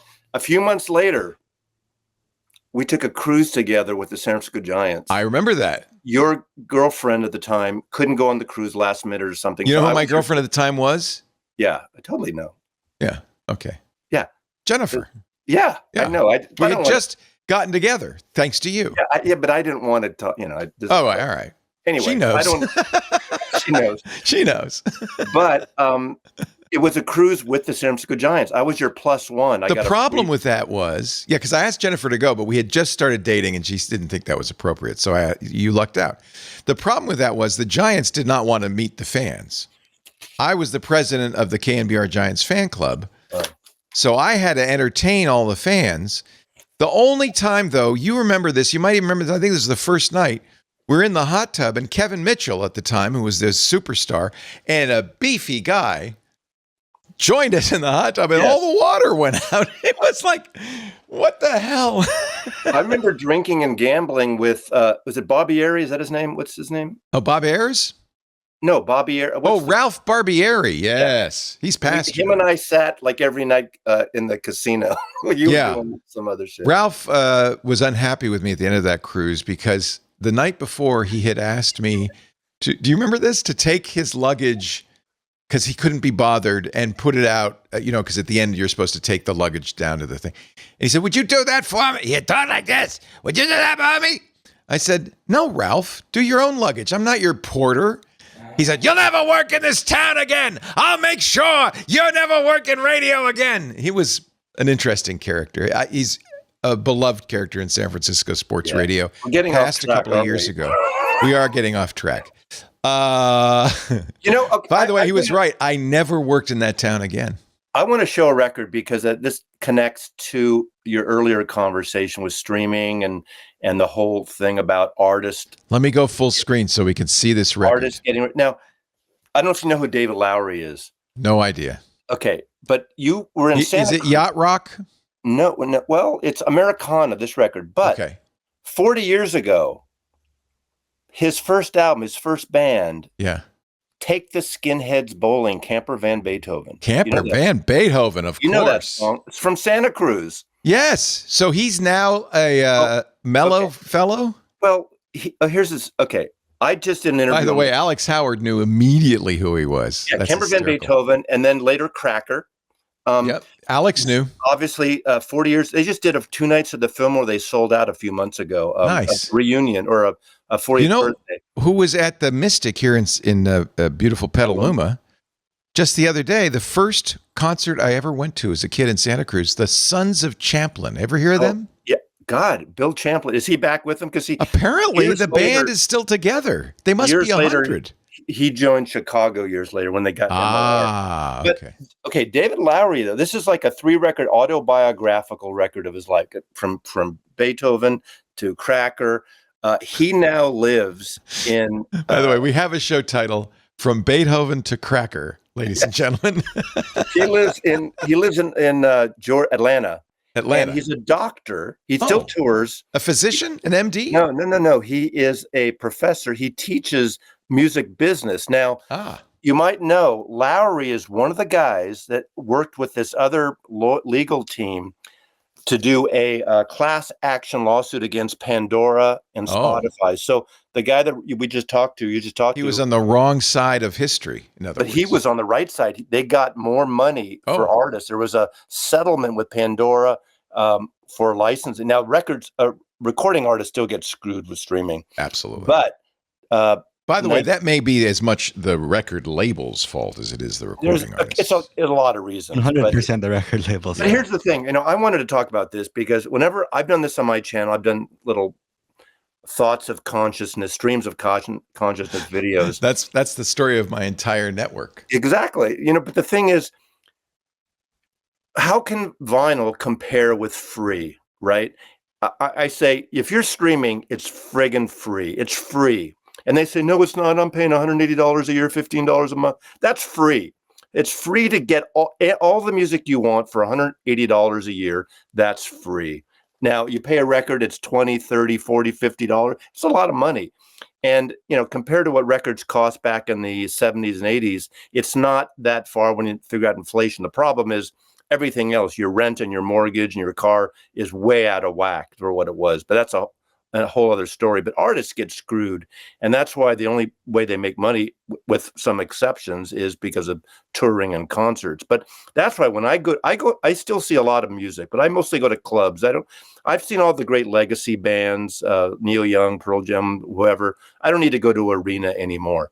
I'll go to clubs and pay $25 to $50 and see 3 bands. And if 2 of them are terrible, it doesn't matter because I don't feel I lost. Isn't the sound at clubs though so awful now? It depends on the club. Maybe you found some good clubs. I've gotten to spare the Great American on Music live Hall music. in San Francisco. I think it depends on the club. Like I'll go to the Fillmore any day of the week. Absolutely, Fillmore is amazing. Yeah, that's a bigger place more than a club. But also, I will go in and buy merch. I'll buy a record if they're selling a record, just to support them, just because you're a nice guy, or a T-shirt or something. Absolutely. So we went to see. You probably heard of them. A little band called Poison, Motley Crue, Def Leppard. Yeah, I'm not a big metal guy. It was a stadium tour. Yeah, and as a kind of a charity thing, the crew decided to sell CDs. This is like 2 years ago, and to support them, we bought the CD, and then I got home and I realized I have literally no way to play this CD. You don't have a CD player? I don't think so. You don't have any physical format of music. Well, Blu-ray player. Probably my Xbox might have a CD player in it, I guess. Your Blu-ray player, Leo.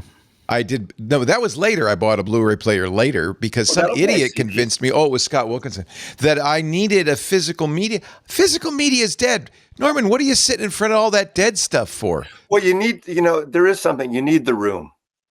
You need, moving with that collection would be a nightmare. It was.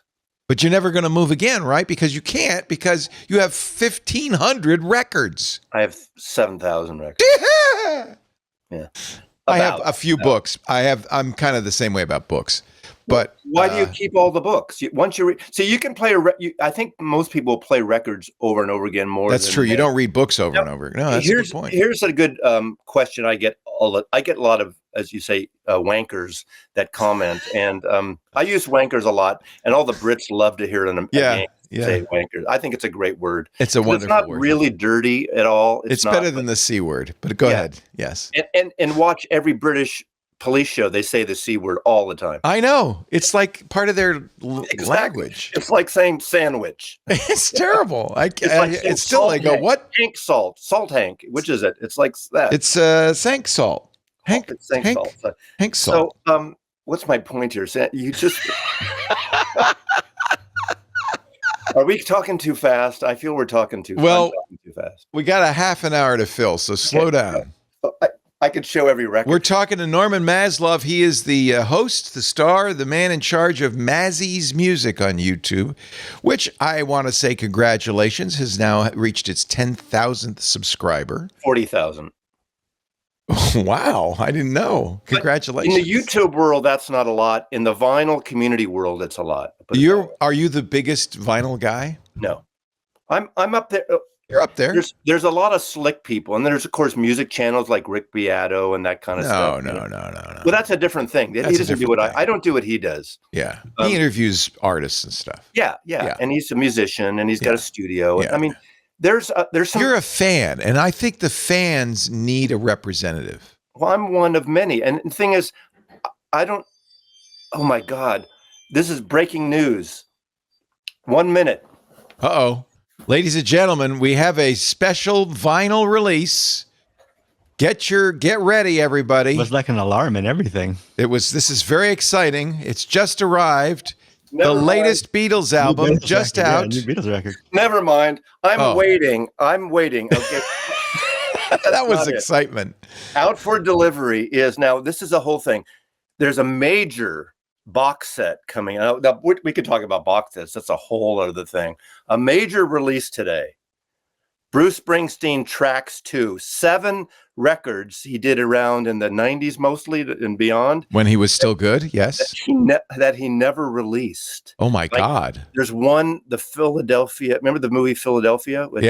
Yeah, with Tom Hanks. Yeah. He was working with loops and things, and he did a whole album of that, never released. Wow. So that is out for delivery. And if that comes, I have to grab it.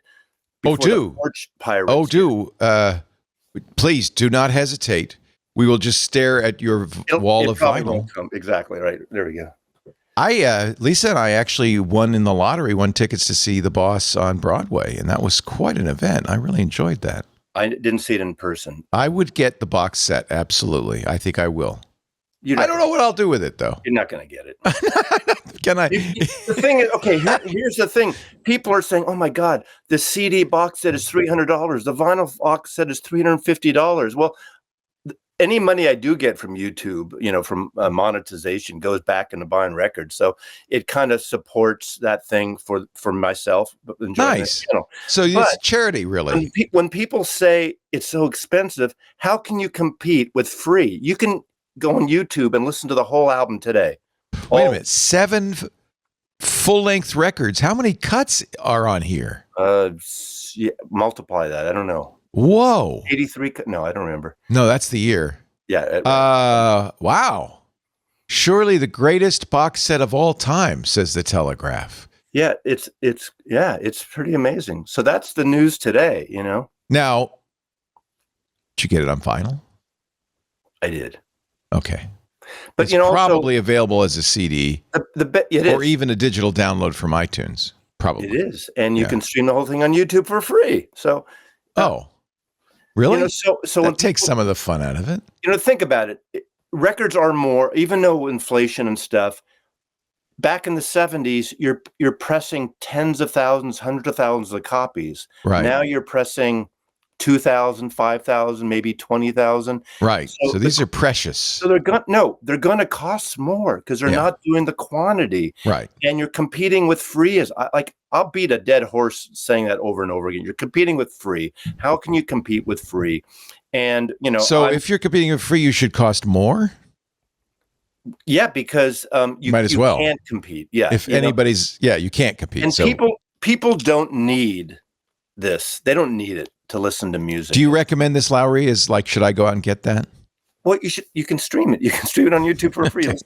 It's like do you know what Americana music is? I love Americana. When I did a full body MRI, they said, what kind of music you want to listen to? I said Americana. Yeah. Well, I couldn't hear it. The machine was so damn loud. I couldn't hear it, but I'm sure there was some David Lowry in there. Yeah, it's his autobiography, but done in song. He started it during the pandemic, and so it's like story songs. It's kind of about his life and starting. When I was a cracker, I sang on many stages. Something like that. Yes, if I had a bag of manure. If I had a cracker. I'd cracker in the morning. We should go on the road, Leo. Vinyl outsells, according to Alex Howard, who should know, all other forms of physical media. Physical, yes. In America, I don't know about worldwide because there's still a lot of in anywhere east of the Mississippi and south of the Cumberland Gap. Yeah. There is that great, I have been to, anyway, we kind of bypassed, you brought it up, but Paradise Lost in Petaluma is that great record store. That you like it? I like it. I've only been there once. It opened up only 2 years ago. It's brand new. I was there last week. But they have Benito? Yeah. You got it. People got to tell me when they come to town. They're in Colorado, I think. That's their first store, and that's their second store. Oh, you're kidding. Oh, I didn't know that. It's become a social hub. Yeah. People, I was really surprised. It's around the corner from the theater there. Yeah, it's right around from the Mystic. And I have not been in there because I don't have a turntable. Because you don't have a record player. If I had a record player. There are stats, a lot of young people buy records who don't have a record player, which is kind of silly, but they like to support. Now, my daughter does that. She likes the physical. See, and I think this is the important aspect of it, is that it's not so much about the music itself. Like you said, you can't compete with free. Yeah, you can't compete with free in the music itself, but you get the experience of going to the music store. You're looking through the records, and some people just love doing that. I love doing that. Going through finding something. Like I said this on this guy the other day. Finding or something I've been looking for in some random subway station in Tokyo is one of the greatest feelings ever. I tell you, the best part, aside from I really enjoyed. What were you looking for that you found in a subway station in Tokyo? This record, it's a Japanese band called. They have record poets, stores in the subway stations in Tokyo. Yeah, of course. They have everything in the subway stations. Tokyo has more record stores per capita than any other city in the world. Because it's as a whole, that is a twee city, as a whole, second only to Seattle for tweeness. What does that mean? I don't know. It's I know what twee means. They never stopped buying vinyl. It never they stopped bought being all the vinyl. You know what this reminds me of? When we do shows with Chris Marquardt, who's my photo guy, he's written books about film, and he convinced me to go out and buy a film camera, buy a lot of film. Yeah. I shot one roll of film, brought it in for processing, got it back, went, and I've never used it again.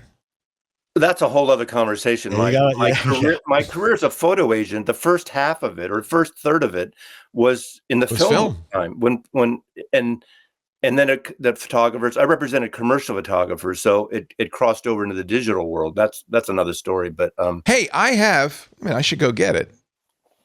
I have a picture that Michelle took of me back in the day. I'm sure you do. She did a Clark's Shoes commercial that I was. Oh, you fell in the bed.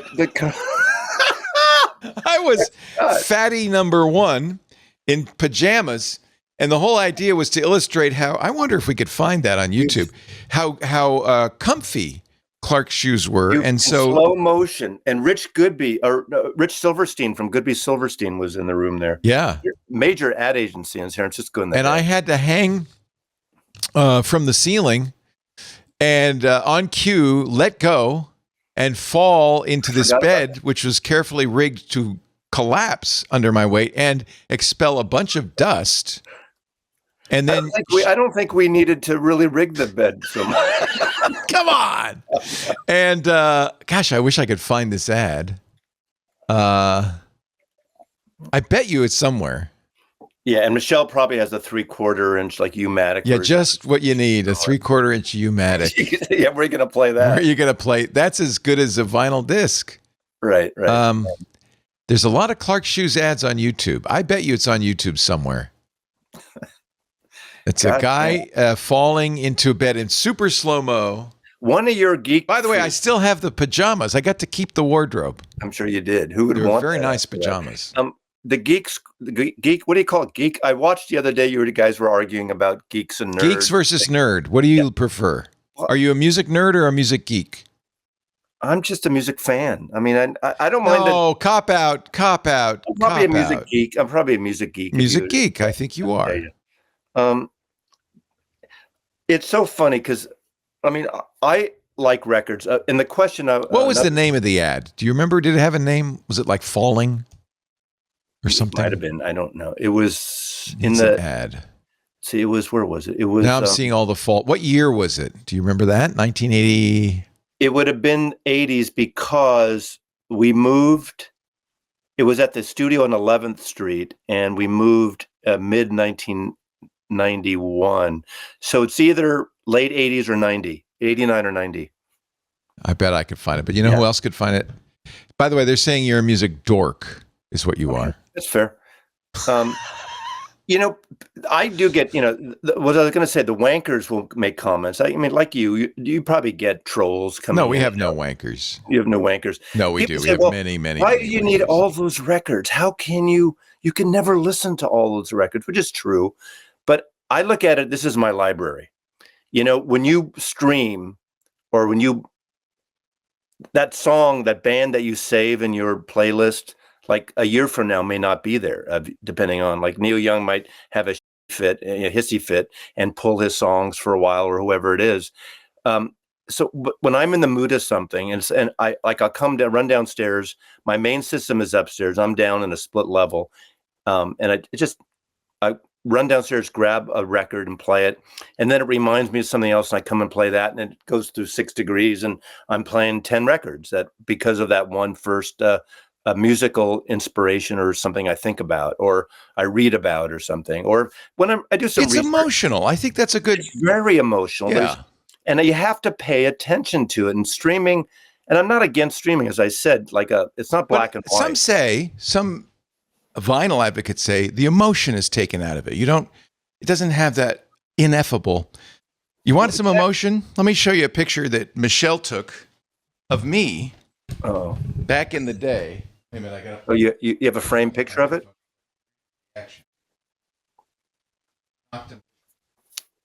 Here we go.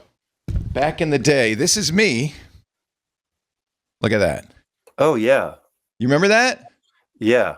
I'm holding a cookie. Okay, I remember when someone thought, what is that thing in your hand? It was like people didn't know what it was. It's a cookie. What do you think it is? I remember that. That's a great shot. I know. That's why it's hanging on my wall. I love it. I love it. I was in a play in the same acting studio that Norman and I were talking about earlier, the Gene Shelton Actors Workshop. And I was in a play called Benno Blimpie. Oh, God, yes. And I was Benno, a person who was traumatized by his youth and was eating himself to death. So I was wearing a fat suit. I forgot about that. Yeah. And then the director kept saying, "Stop losing weight. I cast you because you're fat." Nice. Yeah. So anyway, she used that same background to photograph Daniel Day-Lewis for the New York Times Magazine. You're kidding. No. Me and Dan. So now I have a direct Dennis connection. Hopper and Nick Cage. Cage. I always get those. Yeah. Dennis Hopper and Nick Cage are confusing. So you're saying that in this same spot, Daniel Day-Lewis I think the Daniel Day-Lewis was L.A. They brought the canvas to L.A., but the Nick Cage was in San Francisco at that studio. Yeah. Me and Nick Cage this. Did I know you when I did Cuckoo's Nest? When I was in Cuckoo's Nest? No, I don't know. That was up at the Playhouse on Potrero Hill. Maybe that sounds familiar. I played Ruckley, which all he says is "F him off," and and for like 2 hours he drizzles. Yes, I do. You know what? I totally remember you rehearsing that. And I'm on this giant wheel thing with like a cross, like a Jesus cross, and they use me as the basketball hoop. I totally remember you being Ruckley. Yes, I was around when you made your star turn. So a couple new records. Okay, there is a new record. You mentioned the last hour, Susanna Vega. She has a new album. Does she? I really like. She was a wonderful guest. She has a new album out. This is a great album. The first album in 15 years, Stereo Lab. And they do kind of a French pop electronic thing. Stereo Lab is awesome. They're great. And I saw them live about 3 years ago, and they're touring now. And this is their first album in about 15 years. So would it be sacrilege if I listened to these on digital? Not at all.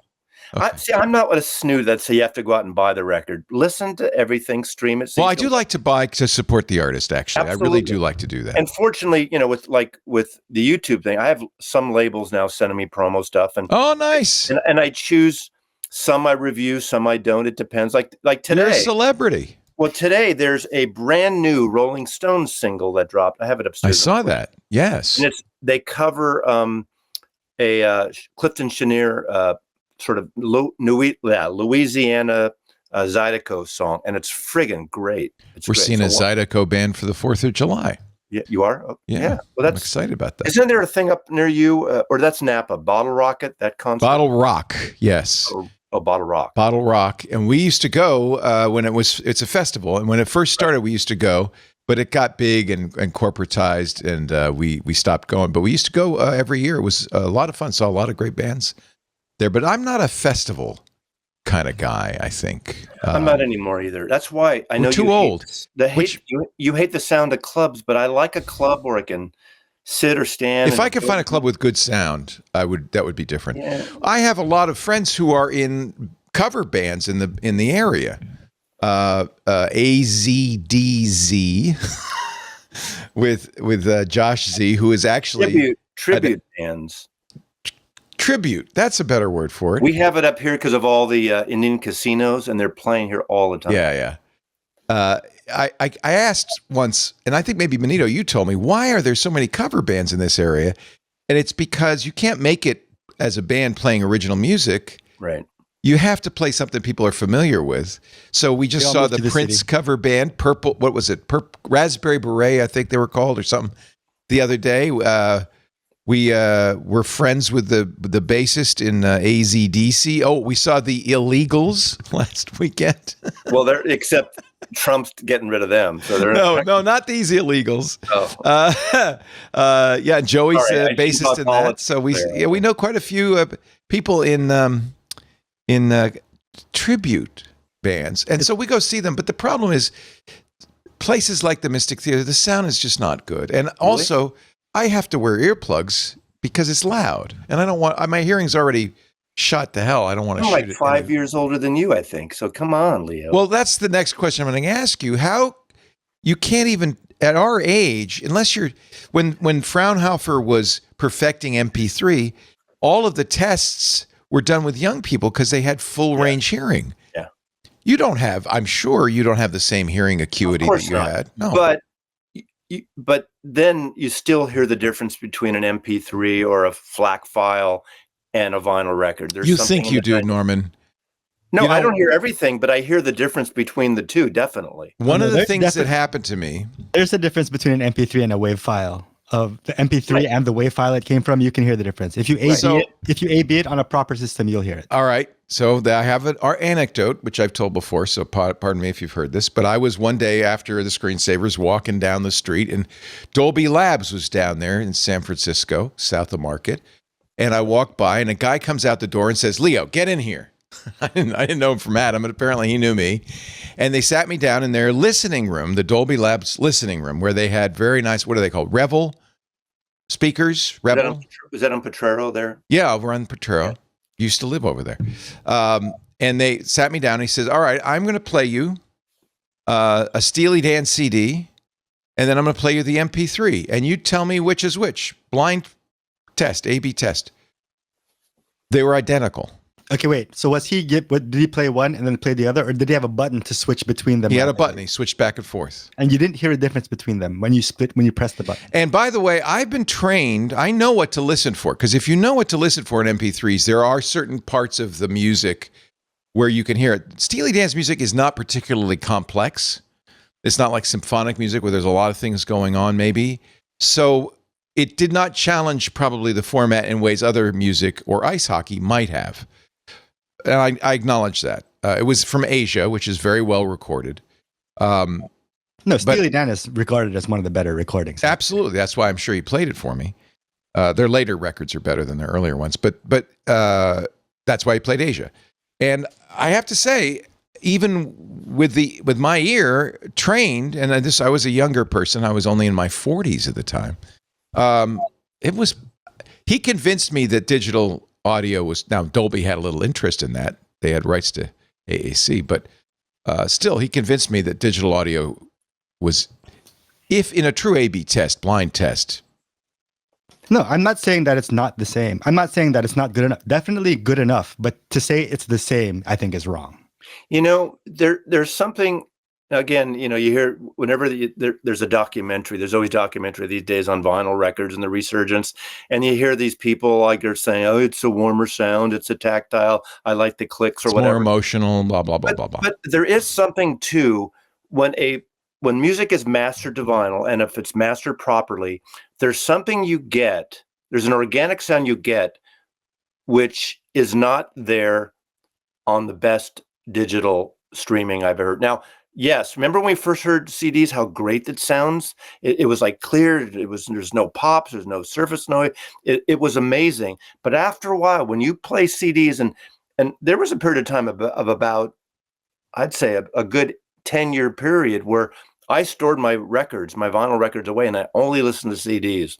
And when I finally got a new turntable when I moved up here, and I pulled my CDs out, oh my God, I felt like I missed something. I mean, you don't know what it is until it's gone type of thing. there was something I missed. That as much as a great CD can sound, and if you have a good setup or a good, a high res streaming thing, in the right circumstance, a vinyl record adds something. There is that emotional thing. There is that you feel the music, I think, more than you do in digital. I think that has more to do with like the analog components and that sure, everything's like it's all adding to the music. It's not because like with digital formats and stuff like that, it's more about transparency, trying to translate the same experience across everyone's setup, everyone's rig, trying to translate the same experience.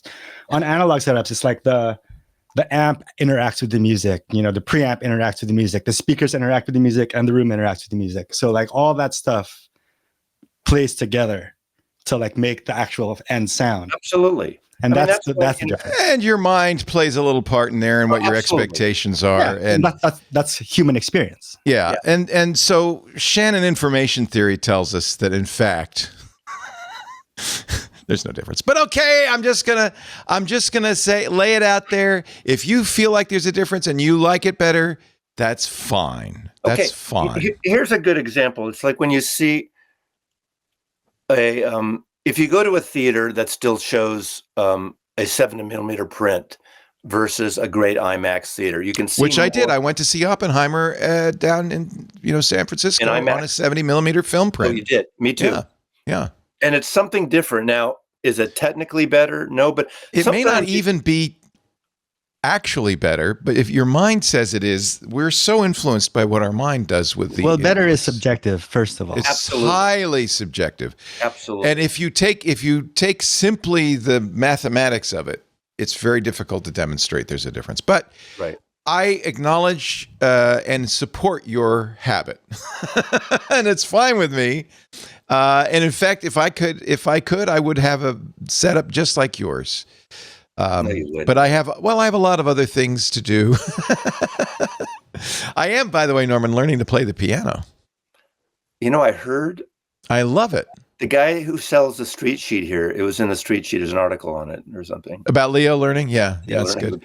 I played for my teacher this week a little something called The Blues for Wynton Marsalis. That is a great little bluesy sound, and I love it. And I'm learning the entertainer right now. You learn electric piano or a little? Yeah, I have. Benito suggested, and he was right. It's a fairly expensive Korg stage piano. It's Grand Stage, I think. Grand Stage X. So it's fully weighted, 88 keys. It also has more than 500 sounds. So if I feel like a little honky-tonk piano, I can do that. If I want it to be a trumpet section, I can do that. So it's fun. And then when I go to play for my teacher has a grand piano. So I'm playing on a real piano. And it's close enough that I can go back and forth. But what I did it for is because I wanted to make music. And that really is the real kind of essence of it all. It's really a joyous thing to make music. Had you played music before? Played an instrument? No, I'd never had an instrument before. I didn't know that. Yeah. So, and I'm not very good. On the cruise ship, you didn't share that with me. No, I didn't mention. No, and I'm not ever going to play in public or for anybody else. But for me, it's wonderful to be able to do that. You could join a Billy Joel tribute band, maybe. I could probably do that. It's 5 o'clock on a Saturday. The regular crowd's coming in. I could do that. You could. That would be. That's probably pretty easy to play. Yeah, actually. I think that's probably already within your ability to play. I bet you I can play that. I was thinking about the tribute thing because when I used to go visit Michelle's, she's way across Bainbridge Island and up about 2 hours. She's on Bainbridge Island? Well, so she's I either take the.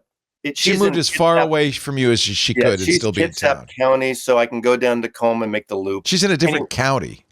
Oh, totally, yeah, which is good, which is a good thing.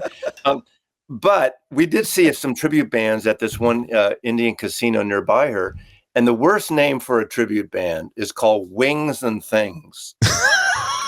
Seriously. It's a Paul McCartney tribute. I would like some ranch dressing with that, if you don't mind. It was. They were actually really good, but I think we have a worse one coming to town in just a couple of days. It's what's it called? It's a yacht rock tribute band called Mustache Harbor. That might be worse than Wings and Things. Pablo Cruz all day. Yeah. Did you see the Yacht Rock documentary? No, but I will watch it. Oh, it's great. It's great. I love music documentaries. There is a very good new Led Zeppelin documentary, which we were talking about Led Zeppelin 1 and Led Zeppelin 2. Also, a great Sly and the Family Stone documentary. Also, a Sly and the Family Stone by Questlove. I saw that. I have seen that. It's excellent. I saw it on. It's on Blu-ray now, but I saw it in IMAX. Is Pink Floyd at Pompeii, and because it's great about it, the performance they did in Pompeii with no audience, and it was recorded about right after the volcano. A year and a half. No, well, it's the Ruins Theater, amphitheater, and it's a year and a half before Dark Side of the Moon came out. So they're very experimental. They're still Sid Barrett-y. Well, as after he died, he not died, but way after he left. But they were very experimental, and it's really good. That thing, yeah. Our former studio engineer, John Slanina, who probably is listening today, because I know he's a music. Yeah, he's all over that. Yeah, he's a big fan of the Floyd, but also has taken us now to 3 or 4 Roger Waters concerts. In fact, we saw the Wall concert twice, which was quite good. I thought that was very good.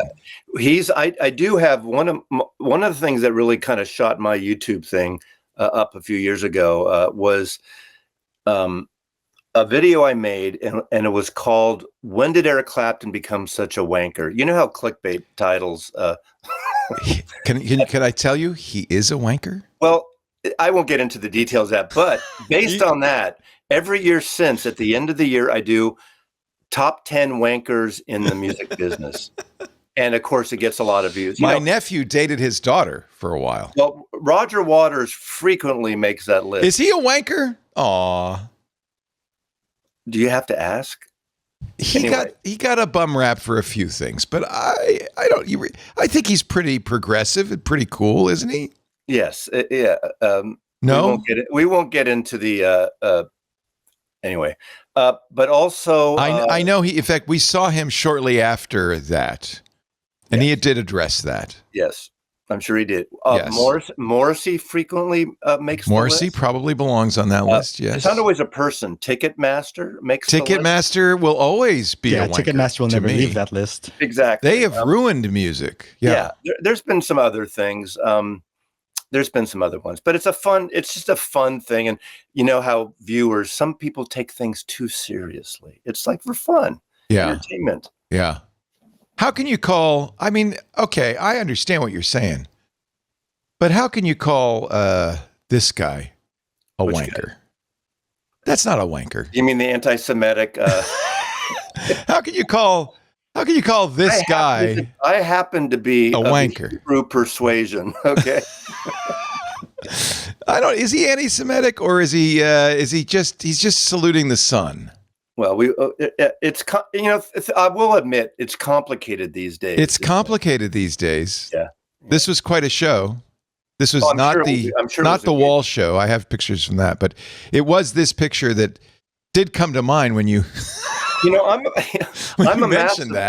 actually a massive Pink Floyd fan, but the thing is, to me, halfway through or around the time of the Wall, I got really tired of his yelling voice. He used me too. Voice. I preferred Gilmore. I love Animals and Wish You Were Here, and even Animals.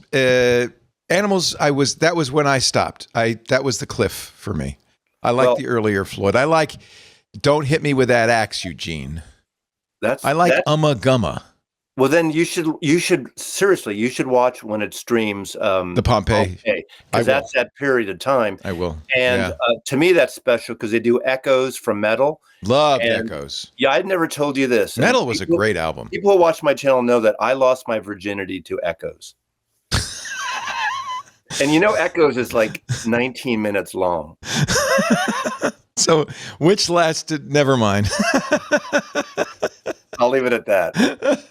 This, my friends, is my best friend. Still is. I'm going to still call you my best friend. I miss you. We haven't seen each other in like 10 years. I know, and I miss you. Norman Maslov. Mazzy's Music is his YouTube channel. Now with 41,000 subscribers, so congratulations. I'm sorry, it's 40,001, but it's close. Everybody should subscribe. See, I'm subscribed. Ring the chimes, hit the bell. Follow, subscribe, love. And if you love music, this is the thing about Norman. It's not really about vinyl. It's about music. And it's about stories about me, personal stories. And so it's not a normal record review. That's no. And it's not all of this, you got to get 48 grams and all that stuff. It's not that at all. No, I don't deal cocaine at all. So. I want to keep you on until the boss's 7. Well, I mean, I'm here. I'm not going anywhere. It's Friday, so at 5 o'clock it's martini time. So if you're still around, it is not 5 o'clock. I don't know where are you? Well, it is in New York. It is in New York. It's 5 o'clock somewhere. Yes. Can I ask you a couple questions? So, okay, but this will not be part of the show unless the questions are completely. No, it's about the TWiT world and this. Okay. So it's. I know you have regular scheduled shows because I want any of my audience are watching, you should subscribe. Seriously, if anybody, because I did link this, I'm not rebroadcasting because I don't have Restream. I have StreamYard or whatever. Yeah, that's fine. Riverside FM or StreamYard. But I told him to come over, so yeah, exactly. Someone write this. Mazzy focuses on music over format. Thank you, Pat Barr. Even though vinyl is my main thing, I do CD things. It's about the music, kids. It's about the music, stupid. That's literally the thing. Okay, now, but please don't call me stupid. No, but I've got people get upset that they don't understand. It's the mantra. Does this look James like Carville. A stupid person? I remember that. What are you holding in your hand? That was the funniest thing. Because Michelle shot that 4x5 large format. It's a large format. It's beautiful. It's rack. And look focus. At the light. It's rack focus. So the cookie is somewhat slightly out of focus. It could be anything. It could be he anything. Got his thing caught in a grinder. And I swear to God, I'm wearing a fat suit. I swear to God. You are. Where did you, was that at? It was from ACT, and it was a little stinky. Now, wasn't it called the Transfiguration of Ben Oblimpia or something? Yeah, it was something like that. Yeah. Something like that. I remember that. It was more than just Ben Oblimpia, but all I remember is Ben Oblimpia. It was kind of like the... It wasn't a one-man show, but I was definitely a big part of it. I was like... You were a very big part of it. I was right in the middle, and I had to eat junk food the whole time. Every night, yeah. Albert Inarato. Yeah. Yeah. Yeah, Michelle Clement's a fabulous photographer. I mean... now, what is she doing these days? What else is she She's not photography anymore. She has 6 alpaca on the ranch, 5 acres. She's raising alpaca? Yeah, we get along so much better that we're not together and live together. We're family. Yeah. I don't know about I love Michelle. We have a great son. That's a common denominator. That's always a keep. I drove Joe up there, my son, on Sunday. Nice. So we get, She loves music, but she doesn't like being in the city. I'm more of a city person. So she's a great portrait photographer. She's very famous. Oh God, that's old stuff. That's her ranch, or their right now. Is it beautiful? Yeah. But that's like old stuff. Yeah, that's more advertising stuff. You can see more. As I said, she booked me for a Clark's shoe commercial. Yeah, she used to do some directing too. So yeah. Studio portraits. That's the same backdrop. No, that's a black backdrop. I don't know. It's hard to tell on this. It's streaming. It might have clouds. Now, she was a big advertising photographer. We used to do big major campaigns around the country, around the world and stuff. So, she's great. And of course, Norman. So are you retired? Yeah, I do some consulting a little bit, but my website's still up, maslov.com, all the photographers I represent, but I don't really do it. I keep wanting, it's something in me emotionally that I can't take it down yet. I don't know. It's hard to give up. For men, a lot of our self-worth is tied up in our work, right? That's who we are. Deborah Jones, one of my food photographers, you'll know some of her work because she did all the Thomas Keller, the French Laundry Cookbook. Yes, I know. Yeah, you were representing her when I knew you. Absolutely. I represented her for 25 years or 30 years. Do you know about Henry's cookbook? Because he had a wonderful photographer. I do not. Ah. Do you have a copy there? I think it's downstairs. I have many copies. I have a box of them. But oddly, I don't think I have one up here. Who was his photographer? It was incredible. I will, next time you're in town, when you go to your vinyl store, tell me and I'll give you a copy of his book. It's called Salt Hank, a 5-napkin situation. We have to have either lunch or dinner or something. I'll take you to In-N-Out. I like In-N-Out. We don't have In-N-Out. I'm teasing. This is the book available worldwide. His publisher says, please plug it more. I'm stuck with a whole bunch of them. The photos in it are incredible. Yeah. Just really. And I don't remember the name of the person he used, but he had a very good food stylist. You would almost certainly know. Let me see if I can find the... here, Simon & Schuster might have the information here somewhere. New York Times bestseller, one of the best cookbooks of the year last year, according to Esquire. Gordon Ramsay, wow. Yeah, oh yeah, he's Gordon's a big fan. The world is so topsy-turvy now, like starting kids. You know what Peter Gabriel says? Mom and dad, kids move to the center, the mom and dad moves to the edge of the frame. That's what's happening. Very nice. We're moving out to the edge of the frame. And he just opened his place like 2 weeks ago, right? Yeah, can I show you some... I follow him on Instagram. Oh, yeah. Well, you might see then... I saw the line of people, like he just posted today maybe or something. Every day. They sell out every day. But let me show you the thing I'm very proud about, which I think just came out today. He's been getting very good reviews. Most recently in a newspaper I'm not necessarily a fan of. The Post, right? The New York Post. But I am now a fan of the New York Post because their food reviewer, Steve Cuozzo, said, social media star Salt Hank Sandwich Shop is great, not a gimmick. Didn't he say something about he makes only one sandwich? Yes, he does. The roast beef and jus sandwich. That's it? That's it. His French dip. Let me read you what Steve said. The French dip is big enough to feed 2 people with big appetites, which is good because it's $28 for a single sandwich. It's like a cappuccino in New York. Yeah, exactly. It delivers miraculous mouthfeel along with rich, multi-tiered flavor. The fine-cut beef is dipped in jus before being layered with provolone You're cheese. saying jus too much. Jeet? No, jus? Caramelized onions and an aioli flavored with horseradish, chives, and roasted garlic. It emerges from the oven warm, moist, and begging to be devoured. Some customers use their hands only, but I prefer to fork. Believe me, this review will make the entire city of New York flocked. Oh, look what happened. Sold out. There's Hank. He's doing really well. Yeah, the Secret New York City also said brilliant sandwich. Is he in the Lower East Side? He is in the West Village on Bleecker at Jones. Oh, where is it? Bleecker Street and at Jones. So I think it's 280 Bleecker, something like that. There used to be a place. What was it called? Well, it's it's the old Slutty Vegans, if you know that. A place called Great Jones, a breakfast place right there. Yeah, it's next door to John's, which is considered the best pizza in New York City. So okay. I figure he's getting. The funny thing is the line. There's always a line for John's. So John's already has barriers on the sidewalk for the line. And the John's line has like 5 people in it, and his goes around the block. There's going to be gunplay, I think. I feel like this will end in tears, but we'll see.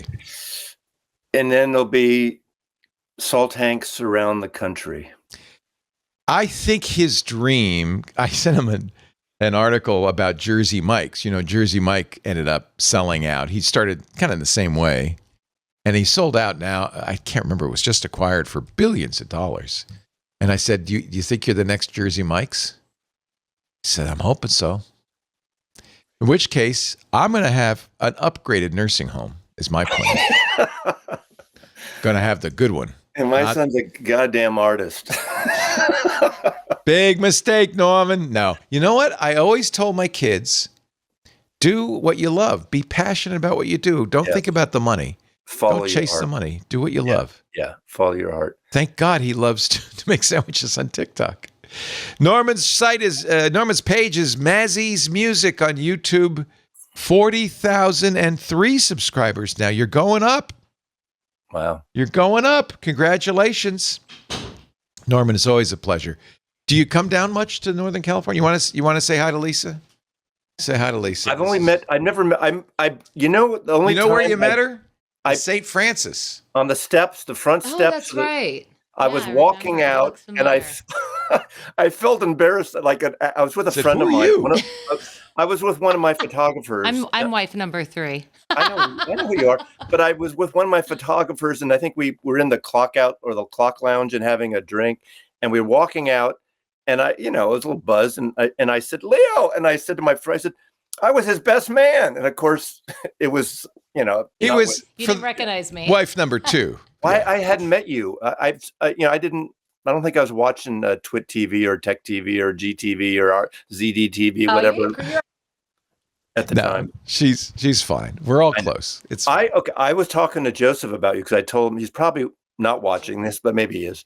But oh no, he's on the train back to Portland right now. Huh. But because when Tech TV used to be across the street from my office on York Street, right, and I was taking Joseph to see They Might Be Giants at the Fillmore that night, and they played live, and you invited us over. There was like 12 chairs, and we saw They Might Be Giants in this small group. Joe was so excited. Thank you. I remember that. Yeah. Yeah. We had him on several times. We were big fans. That was good. Mr. Norman, so good to see you. Mazzy's Music. I hope all of our club members, I hope you've enjoyed this 2 hours now of music memories. And if you're not a member of the club and you're watching live, hey, thank you. It's great to have you. We do stream not only in the Club TWiT Discord, but all of our shows stream on YouTube, TikTok, X.com, LinkedIn, Facebook, Kick, and something else that I can't remember off the top of my head. Huh? Discord, I mentioned that. I don't know. Anyway, there's plenty of places to watch, but because this is a club event, you got to watch it live. After the fact, we put it out only for club members on the TWiT Plus feed. And then usually a month later, we'll put it out for the public. So if you're watching this on YouTube, it's a month later. This is a timeless piece, though, right, Norman? This will never age out of interest. If you're not a member of the club, I would love to have you in the club. That way you can be part of all of these events. We do a lot of them. twit.tv/clubtwit. It makes a big difference to our bottom line, and it really helps us produce content like this. Because it's not ad-supported. It's just fun-supported. That's the way these days. That's the way it should be, I think. Yeah. Thank you, Norman. Thank you for the invite. I really appreciate it. Great to see you. You too. Do you want me to record something for your YouTube channel, or do we just do that? If you want to record something in a landscape format and text me under a minute something, yes. Okay. I remember you asked me, and I never did do that because I figured, sailed. That ship has sailed? No, it hasn't. You're still 40,000. Text me at some point, and I will text you a video that's suitable for use. It's the music, stupid. It's the music, stupid. Yeah. It's like I want my MTV, but you're watching Mazzy's Music. It's the music. I still think from Cracker to Beethoven should be whatever you want to do. I mean, you're a thespian. You're creative. Thank you, Norman. Have a great day. Thank you, everybody, for watching. Norman. Thank you, Benito. Thank you, Benito. Bye.